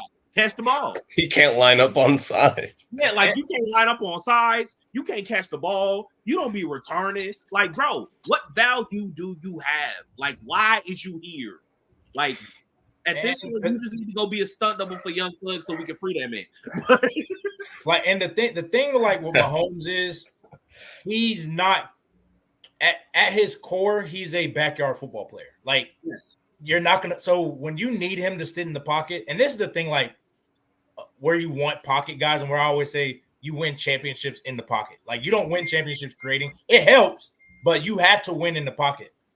These guys, like Mahomes, just naturally he drifts. Naturally, he's going to try to create instead of, like, there's so many times I watched last game, Rashee Rice is on the drag on 1st and 10. Just take the 3 yards, let him get some yak, 5 yards. You're a 2nd and 5. He's still looking downfield, trying to make the big play, and now he's backpedaling. Now he's trying to extend. And then he lost 2 yards on just trying to run. Like, those little things that Tom Brady does, that Drew Brees does, those are the things that they have to do or they can't do anything else. And this is why, like, when people were saying, oh, Patrick Mahomes is better than Aaron Rodgers, there's so much, to me, in my opinion, A-Rod could give you that creativity, but he understood because of him with Mike McCarthy and being that heavy West Coast, nothing, 3 steps, 5 steps, 7 step. He knew all these drops. Aaron Rodgers would extend, but he's not backpedaling, killing his tackles. Like, and I think that's the next step Mahomes has to take to being great. It's you're kind of leaving out your tackles trying to be great, and you're screwing everybody else. And I look, he does need to get fried. I'm not gonna lie. The way he escapes now, it looks like he's back in college. Like, I don't know. It's Texas Tech. Yeah, I don't know what happened. Oh, Airbnb. I was about to say, hey. Airbnb was out there ripping it. Like, They used to fight on the sidelines arguing. That's what. Oh yeah. Needs. Oh yeah. He needs to be reeled back in. Andy Reid doesn't really reel him back in like people. It was a good cop, bad cop sort of. Yep. He All was of them emotionally great ones, way more emotional than he's ever been. It's like father, like stepdad. Yeah, I mean that like Eric Bieniemy. That's a Him not being there is huge. Hey, I gotta say though, this year I would not be surprised if Travis Kelce retires. That man just. Speaking of Oh, Travis, I want to cook that guy. I want to cook that guy real bad. But like, here's the thing: he's just not moving like he used to, and not to mention he's got like so much outside of football going on. Like when he came out on that podcast, he said he's got 5 to 6 years. That's usually a sign that if they give such a far date ahead into the future, so that people don't ask those questions, it's because he's close. Yeah. And yeah, he's close. Like he's even admitted it before that it has crossed his mind. And once it's crossed the player's mind once, it never leaves. That doesn't go away. I think he's gonna leave. I think him and his brother are gonna retire at the same time, so they both get inducted at the same time. That's my guess. And Jason said he's already contemplating Kansas City. Jason could very well retire after this year. He almost retired last year. He almost did. Yeah, he can retire next week if he wanted. I think Kelce. I think Travis, because people have to understand, like, man. Like Travis Kelce's not like, and Travis Kelce. I don't know if you guys like watched a little documentary. He's not like a diehard football guy. Like Brady was a diehard football guy. Travis Kelce likes to do other stuff. I mean, you see the man dating Taylor Swift. Like he likes to do stuff outside of football. So if he's getting banged up, he's already getting pissed off. Like he's gonna be like, man, I can go. He reminds me a little bit of Gronk, not as crazy, but like he's gonna go hang out, part. Like that's what he's gonna do when he's done. Like that could be right around the corner. All right, but yeah, that would be very interesting. Real quick, so Karen, what you got going on? What you trying to? Why are you trying to cook Travis Kelce? He hates Travis Kelce. He's not a top 5 tight end right now. I don't care what people say. He's not a top 5 tight end right now. His yak, okay. His yak is fucking cooked. He is slow as shit, and his hands are bad. His hands are bad. Stop. No. Top 5. Flag. Yo. Flag. You can say he's not top 2. Flag. I'm gonna get a yellow flag soon. So again, hold the fuck up, Kieran. You saying Travis Kelce's not a top 5 tight end, right? I mean, he's not a top 5 tight end? No. Why? I gotta hear a list. George Kittle clears. This was never a debate. This was always George Kittle. I don't want to hear shit. Travis Kelce has never been better than George Kittle. Anyway, Mark Andrews. Keep going. Better. Mark Andrews is better. Sam Laporta is better. I don't care. TJ Hawkinson when healthy is better. Shut the fuck up. Shut up. Now you lost. Hold on. Wait, no. But you didn't lose. What's the last one? That's 4. Who's the last one? If he says that, I'm leaving. Nah, that David Njoku. Give me. Oh my goodness gracious! Give you what? I like Njoku. Joe Flacco got you acting up. Njoku. I thought he was gonna say he was not doing this until Flacco. This brother right here is not serious. Y'all talk about me because I say y'all talk about me when I say George Kittle is better than him. He said TJ Hawkinson is better than Travis Kelce. Right now, not like, bro, dude. Travis Kelce is not the player he was like 3 years ago. He's not. Oh, no, absolutely not. What was he last year? What was he not good last year? Was he not top 5 last year? Well, no, he was, but he's way slower now, and his hands are bad. His hands are bad. He has Kadarius Toney syndrome now. Ooh. I'm not gonna lie. He was he did have a really that Super Bowl that they lost to the Bucs. He was dropping passes that game. I don't think his hands have ever been. This is the I ain't gonna lie. His hands always been a little bit. Overrated. This is the definition of dragging it. Now I've always said George Kittle was better than Kelce. I never thought that was a crazy statement because niggas low. Cause I just think niggas think when it comes to tight ends, whoever has more receiving yards is the better tight end. Yeah, they undervalue block. Karen, to say that he's not like Like, even if you wanted to say he's not top 5 right now, who the fuck? What does that mean? It's not a top 5 tight end right now. That's exactly. But what does that mean, though? I think he's regressing. That's what it means. Because I've seen players play better than somebody else and not be better. Kyron Williams is playing better than Saquon Barkley. I swear to God, in my life, you ever say Kyron Williams better than Saquon Barkley, I'll go across your damn head. So, like, what are we doing here, bro? Say it. No, Yeah, Tegan will say it just to be Tegan, but like, I He want to say it right now. Yeah, I'm about to say it. The hate within me wants to say it. David So Njoku was crazy. Kyron's nice, so let me ask you this, Karen. So overall, where do you have Travis Kelce ranked as a tight Probably end? 6 or 7. Wait, again. Or I just 7. said, time out. I just said overall. So Yes, you said overall. Yes, overall. So 6 you don't have no top 5 then. No, I don't. So give me the 6 because you said 6, I 7. already said the 5. He said- Say the 5 again. Say the 5 again. Say You it just again. said 6 or Orange 7. Kittle, Mark Andrews, TJ Hawkinson, Sam Laporta, David Njoku. And who's the 6? You just said 6 or 7 though, which would imply that someone is like neck and neck. I think Kyle Pitts is more talented. It's but- time for me to go. Oh, come on! I holler at y'all. More It's talented. been real. It's been good, but I never said it was real good. No, you've been free basing. You've been free basing hard. Well, you've been hard. Okay, on so the again, these guys are playing better than Kelce, or some of them are not even playing better. But because Kyle Pitts is not playing better than No, Kelce. he's not. And I watch He's him not. every That's not Sunday. even close.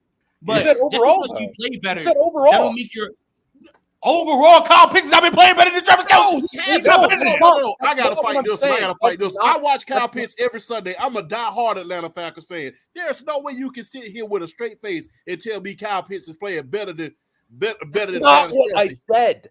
That's not. So what are What are exactly you saying? saying? Overall. I said overall. Okay, so that means you're saying he's Karen. playing better. What are you talking about? Okay, Karen, when you're saying That's over, what I'm Karen. saying, bro. Okay, so Karen. This So shit here's is what I'm saying. crazy. This shit golden I'm trying right to- now. I'm We're trying to just figure letting out, Njoku slide. what are we We're just exactly letting talking Njoku about here? Are we slide. talking about It's who's playing crazy, better this Tiggy. season or overall? Hey, I like Overall David right Njoku. now. I'm not gonna hold you. No, we're not. Define Okay, overall. What do you when mean? I How mean you know? overall, when I mean overall, I'm not talking about right now. I'm talking about just an overall ranking. Where does Travis Kelce rank for you, 6. nigga? Okay. So again, okay. So you're saying, you're saying that Travis Kelce overall, Yes. not right now, just in general, he's not top 5. Yes. Oh, Yeah. I'm not gonna lie. I think I can name like 8 or 9 tight ends I'd rather have over David Njoku. I'm not gonna lie. No, you can't. No, you can't. Okay, so wait, so explain to me. So you basically saying that Travis Kelce is not a top 5 tight end overall in general? Yeah. I didn't say. Just say you'd rather have Brock Bowers. Just say that at this point. I'm not gonna lie.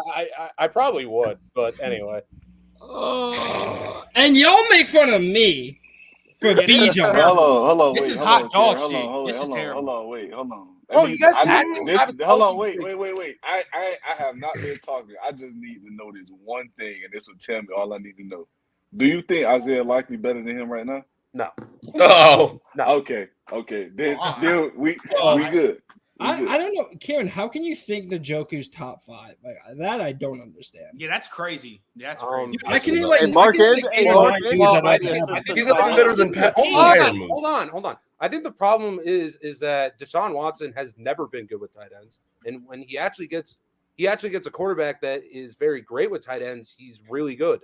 Donnie I'm named the not tight gonna ends lie. over David Njoku. Njoku- Kittle, Andrews, Kelce, David- Laporta, Hawkinson. Goddard. I'm taking Goddard. I'm taking Trey Ferguson. McBride.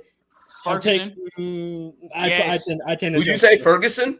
I'm taking Jake Ferguson. I don't know. I'm About that one. not mad at that. I'm not mad at that. I know this. I know this for damn sure. I know this for damn sure. David Njoku is closer than Jake Ferguson and Pat Fryer than he ever will be to Yes. Travis Kelce. Yeah. Because that's a crazy ass thing. Nah, Take Dalton that's Kincaid true. over him. That is I true. said I'm 8. just saying. and I'm just sticking with saying. that. That's I'm kinda personally crazy, just yeah. saying. I think you guys are just saying the name Travis Kelce and think he's still a top 3 tight end. That's all. That's No. all. Okay, can I get in?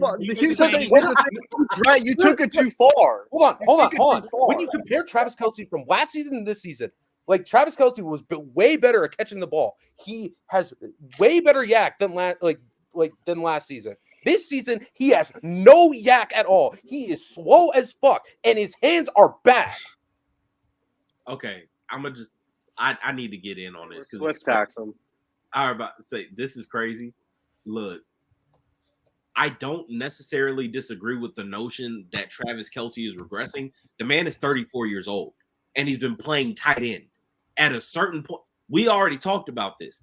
His routes, like he don't run routes anymore. Like we know he can run routes. He does not run routes. Look, we know he can run routes because we watched him in his younger years actually be able to like shake DBs and linebackers.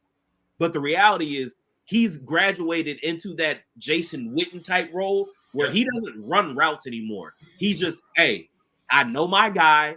We got this little chemistry going. So when it's third down, me and him are going to be on the same page. I'm going to run out here, find the soft spot, sit down, catch the ball, cool, first down. Like he's graduated to that part of his career. But to say he's not top 5, especially considering the fact we're not in a league right now where there's just a dearth of amazing tight ends. Like we have to remember, like right now, Evan Ingram is one of the most productive tight ends in the NFL. And I'm not trying to sit here and shit on Evan Ingram because I loved him coming out of college. And I think he was done a disservice as a New York Giant. But you're not going to sit here and tell me that Evan Ingram is an elite tight end in the NFL. He's not. He's a good. No, here's the thing, Trent. We got an influx. I'm not gonna we got hold an you. influx I of don't better agree tight with ends it's not compared to good- last year.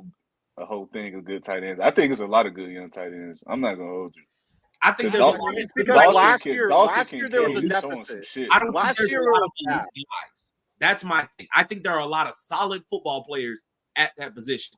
But if you're talking to me about like all-timers, I think there's only really 2, maybe 3 guys that could be all-timers by the time it's over with. Travis Kelce, in any era though. but that's my point. Like it was a little bit more pronounced back in like the early 2000s, but like now it's you got Travis, Kittle, and Mark Andrews. But Mark Andrews might be out the equation because he keep getting hurt. Yep. Like at the end of the day, he ain't got numbers to put up. But like, you got 2. Like, the only tight ends that are like top 10 all time right now is in this group is Travis and Kittle. but Mark Andrews. Because Travis is top 5. Hopefully. Travis is top 5, and then Kittle is really like 7, 6. I'm not gonna. Because George Kittle is better than Pitts a lot has the of ceiling. I'm not. George. I'm not gonna, Pitts has a ceiling. Because George Kittle's are better than a lot of tight ends that we haven't had the conversation about. I don't give a Like who? Who you think? Jason Witten. George Kittle. Easily. Can I say something? I think that's I quite said easy. I told this to Donnie the other day. You think you're better than Antonio Gates? Can I say this to Donnie right now? Yes. Trent, don't do that. You said yes. George Kittle, in my opinion. Wait, what happened? What happened? I think George. Hey, boy, Okay, this is what I'm saying. This is what I'm gonna say. They said Antonio Gates is not better than George Kittle. That's what Okay, they this is said. what I'm gonna say. This is what I'm going to is. say. This is what I'm gonna say. This is what I'm gonna say. Nasty, boy. This is what I'm gonna say. This is what I'm gonna say. Y'all think I'm not gonna say Antonio that. Gates is better than Travis Kelce? No. What do you mean? Like you mean at their best? Wait. Right? Whoa. Trent, Whoa. you see what I'm saying? Whoa. You mean at their best? Aaron. Yeah, that's what I'm saying. Like, I'm I'm taking- saying, like, taking if it. you're I'm talking not about gonna- career I'm not stats, gonna hold you. right? I'm if you're not talking gonna about hold you. career, If I we think talk about Gates if you talk about careers, I got Kelce. But if you talking about who I Wait, want wait, as an Trent, are we individual talking- player, I'm taking Antonio. We're talking Gates. all time, right? I'm Me, talking yes, about but- all time. Who is Who's a a better better player, at though? tight end? Who's a better George player? Kittle or Antonio Kelce Gates? got the accolades George helping. Kittle's a better. But if you're asking me George who's the Kittle's a better better player player to than me, Antonio I'm Gates. taking Antonio Gates. Yeah, because Me. here's the thing though. I'm Like, taking Antonio Gates. because I know, because this is what I'm saying. A lot of people, I'm not comparing him to Gronk, but when people always talk about Gronk, they talk about him as a receiver.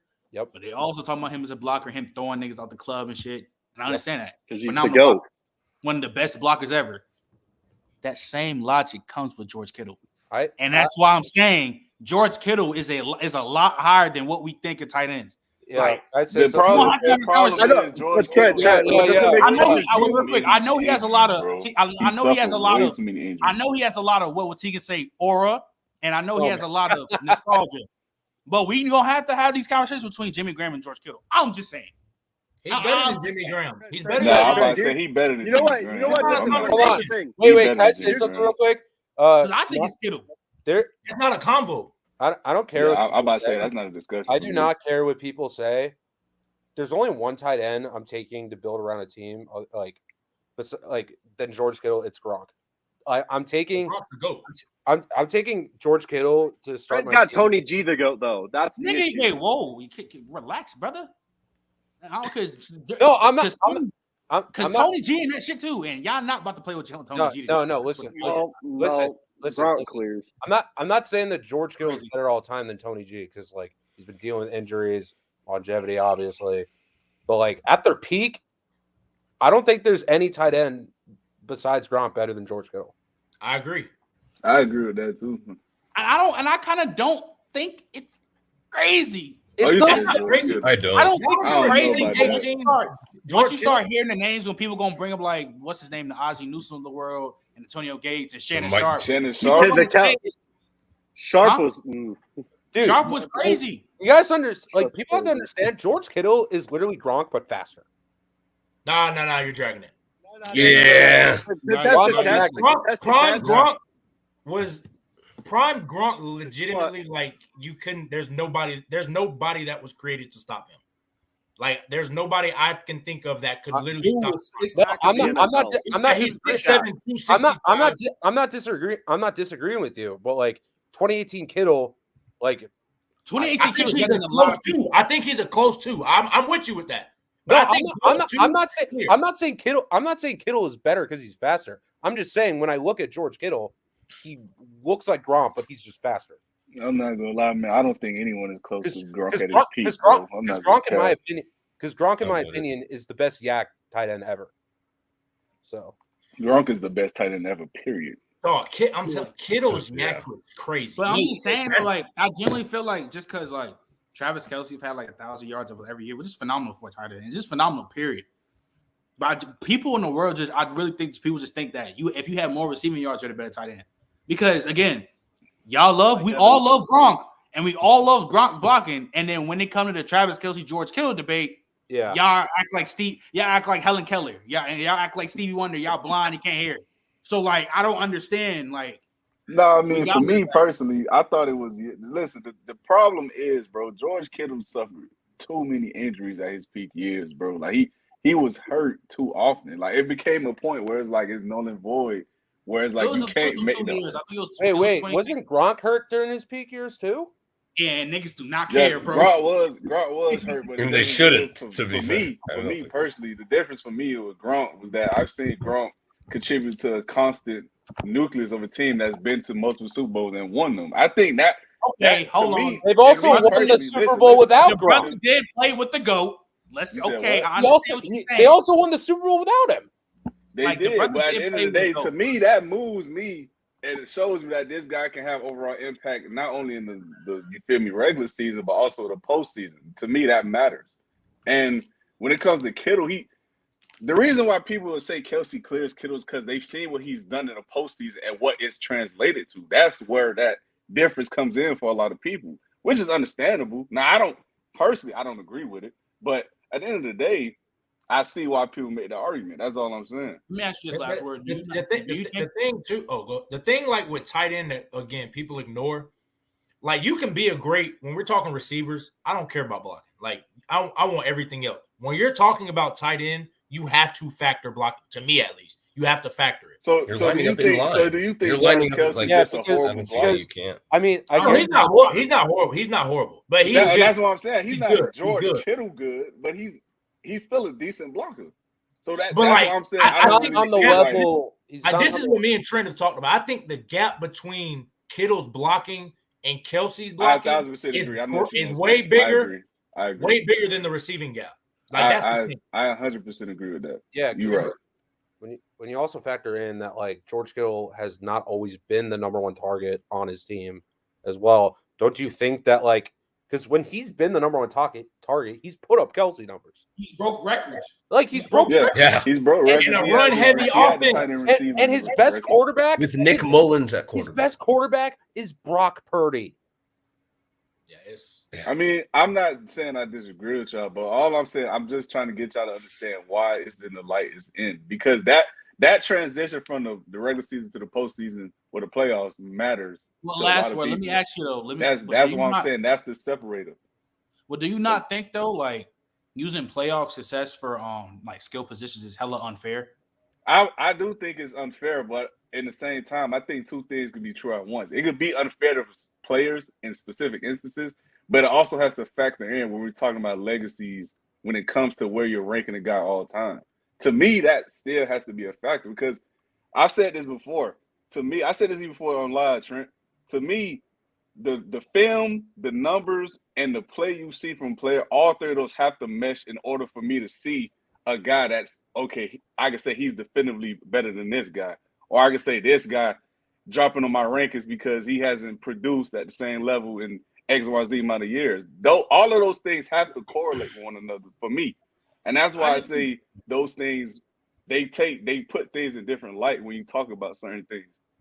Yeah, because I just think that like it's hella unfair because I feel like, especially with certain players, you're gonna start dying on bad hills. Because, like, for example, Emmitt Smith in the playoffs was a pretty damn good running back, but he was also surrounded a damn good team with the Dallas Cowboys compared he had a to great fucking O-line. Yeah, boy. that's what I'm saying. Compared to a Barry Sanders who only made the playoffs like twice, and the one time they did, he faced Reggie White and he had -7 yards the whole game. And it wasn't even his fault. Like they were just getting destroyed. Do you think? I watched that game. Do y'all think Barry I watched Sanders that game, and the reason why is because David Craig was their quarterback, and he had a bum shoulder that game. He was terrible. You might well just should have had me out there throwing the ball. Do y'all think Emmitt Smith? Do y'all think Barry Sanders clears Emmitt Smith? Hell yeah. I think when you start getting into the argument, I think he's better, but I don't know about clearing. So like before I, at least when I try to do it, before I get to like accolades, QB wins, that's the main thing. You have to clear like a threshold of the talent and the skill, all that before I even get to that point. Like I think what you're saying is true. Like the playoff success and all that is a separator, but only when the talent and the skill has to be even or close enough. Yeah, that's why I said all three. To be honest with you, the only thing that Barry Sanders really lacked. Oh, my bad. Last word. No, my bad. I'll just continue what bro was saying. That's what I was saying. All three, because I've said this to Trent before. I've said all three of those things have to mesh well together in order for me to definitively say a guy is better than another guy. Because it's not like we're not talking about. We're pulling hairs when we talk about Travis Kelce and George Kittle. So it's like, where is the separator? Like, where is that line that crosses? You feel me? That can be the definitive factor, and playoff success has to factor in that. Yeah, and for me personally, I think that's a fair argument. I mean, I'm just gonna be real with you. I think one major glaring hole when it comes to Barry Sanders' team and Emmitt Smith's team is coaching. I mean, when the best coach that you played for is Wayne Fonts, that's a problem. So I was having this argument the other day because you got to look at the skill position. He did have Brett Pierman, Herman Moore. He has some players at the skill position. It's just like they were not utilized, even though they put up gaudy stats. They were not utilized correctly. Utilized correctly in situation. I mean, he had some good offensive line with Kevin Glover and Lomas Brown, but like I said, when your coach, Wayne Fonts really lacked a lot of situational coaching. It's just like, what the hell is this? And it's just like, what? And it was just like, especially when they started running the run, especially when they saw how gifted Barry Sanders was, and you still trying to run him out to run and shoot offense. Like, what the hell is that? So, it's crazy. Cool. All right, so before we move on to the next topic, I think we all agree that Antonio Pierce should keep his job, right? Yeah. Yes. Everybody Yes. 1,000%. If they don't keep him, they crazy. If they don't keep him, I they ain't like crazy. they don't keep him in the league. It just shows the racism. But we can move on. I'm not gonna lie. At some point, it is racist. I'm not gonna care. At some point, At some right. point, it is racist. I'm not. Unless I'm you not get a gonna necessarily play the race card. I'm gonna call you stupid. Unless you get like a Ben Johnson or somewhere in that realm. If you get like a Ben Johnson, I'm with you. Yeah. I'm with What you. about I would Bobby take Smith? Ben Johnson over Antonio Pierce. Well, I know this. I'm gonna be I do honest. too. It's unacceptable to not complete a pass for 3 quarters. and I don't still care who win. you- Then he only That's what I'm threw for saying, 60 yards. Like that's not sustainable though. Like He only This kinda threw top- for That's 60 not- yards, right?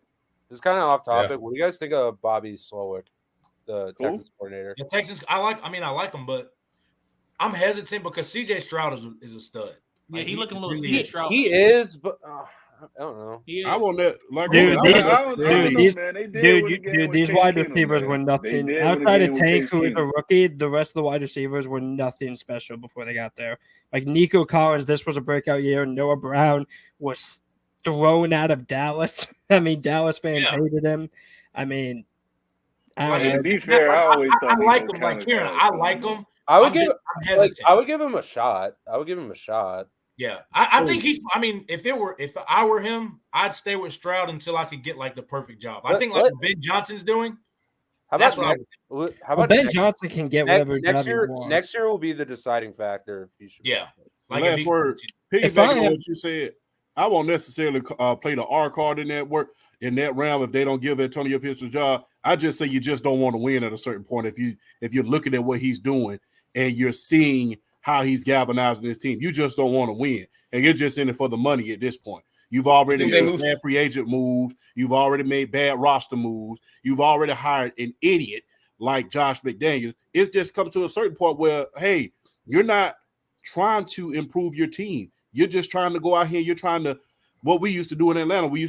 Everybody want to look up on the championship. You just want to look up on it. So, I mean, it's just a fine line between being racist and stupid.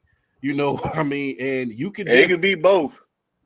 Two things can't be true at once. But like I said, if you are not looking at it as an owner of a team, as a CEO of a team, and you don't see Antonio Pierce winning these games and galvanizing these guys after what you just went through with that idiot Josh McDaniels, it's just like, okay, you're just dumb at this point. You're just dumb. You don't want to win.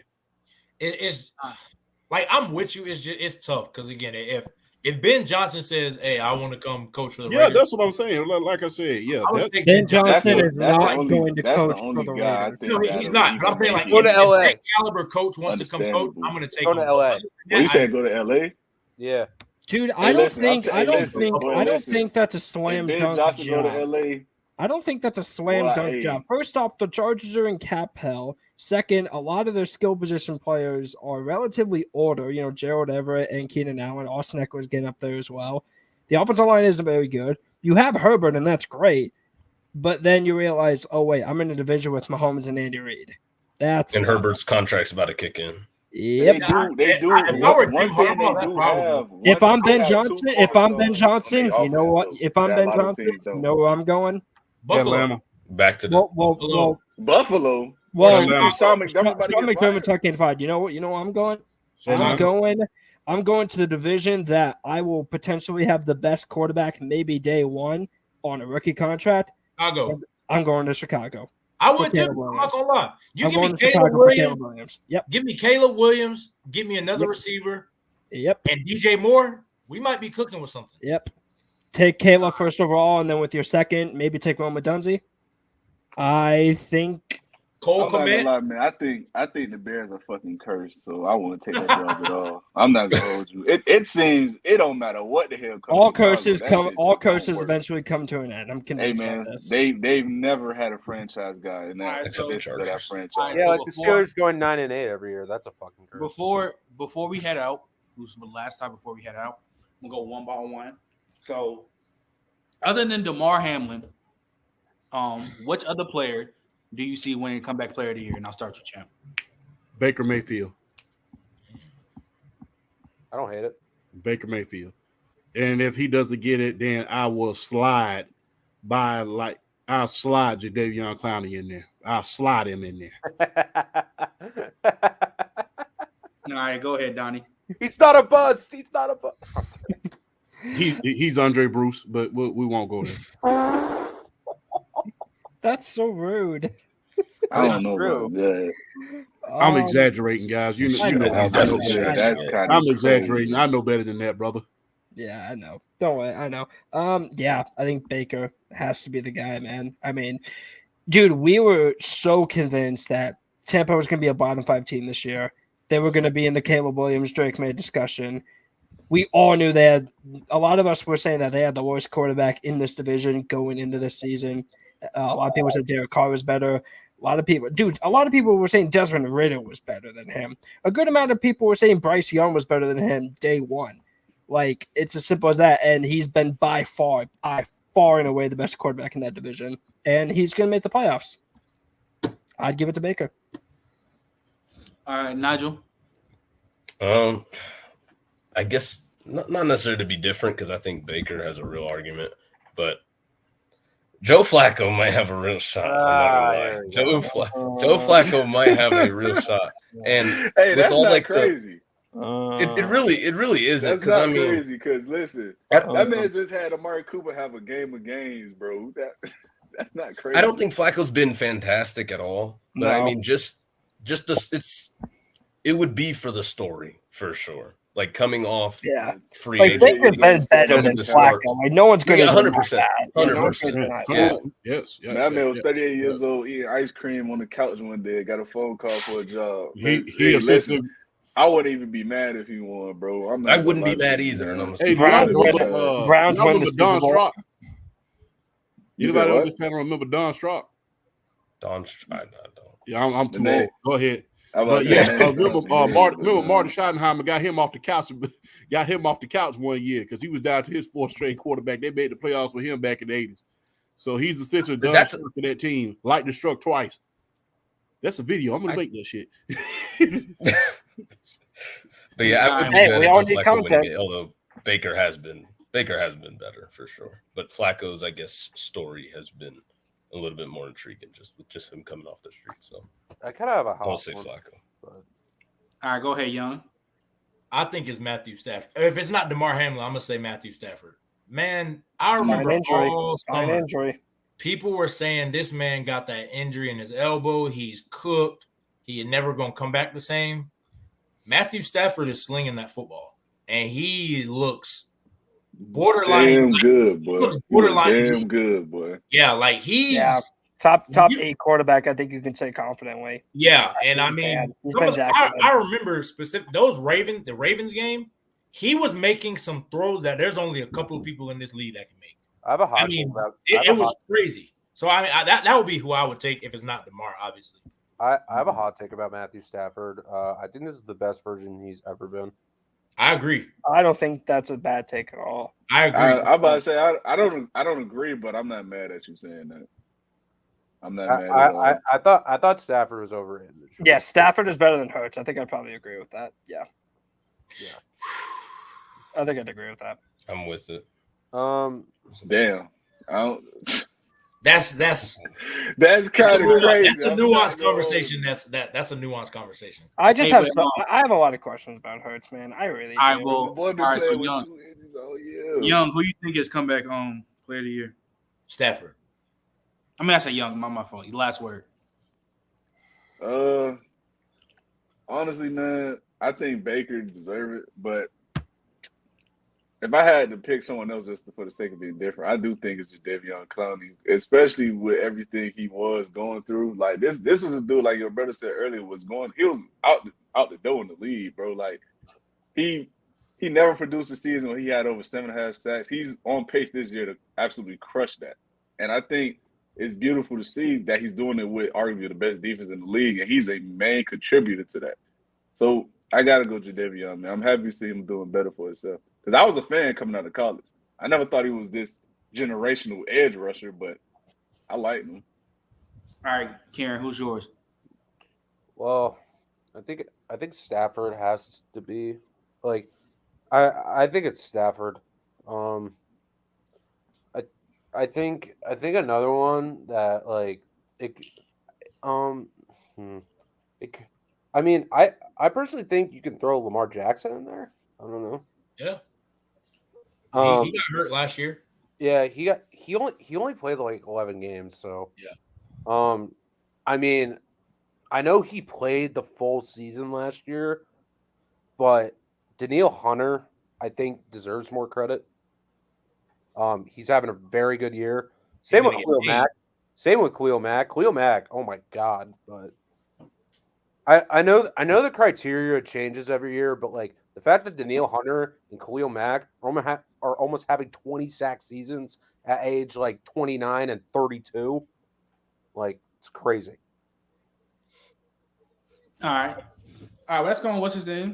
So, do I appreciate y'all coming out, bro? We had, I think, my most highest viewers, like, I think almost hit 60. I think at like 58. But appreciate y'all coming out, bro. Make sure y'all tune in tomorrow. We're gonna be ranking the Doak Walker Award winners. So from Reggie Bush's year, so from 05 to now, and I'm gonna keep y'all in tune. I might get another VIP room in between, but just know this is confirmed. Get ready for a hot take about Najee Harris. That's all I'm gonna say. After New Year's, if you played this shit and if you played NCAA 10, bringing in Notre Dame legend, y'all know the man, Golden Tate. He pulling up the VIP room. That shit about to be lit. Hell of a job. That shit about to be lit. That's gonna be a great ass convo, great ass interview with my dog Bama. But yeah, we got a lot of big shit coming in, bro. But yeah, bro, make sure y'all keep tuning in. Make sure y'all like and subscribe to the videos, man. And yeah, bro, go peep the old VIP rooms. Go peep all the old videos, bro. Like we going crazy this year, bro, and next year, bro. But we out though. Peace. See you guys. Roll it.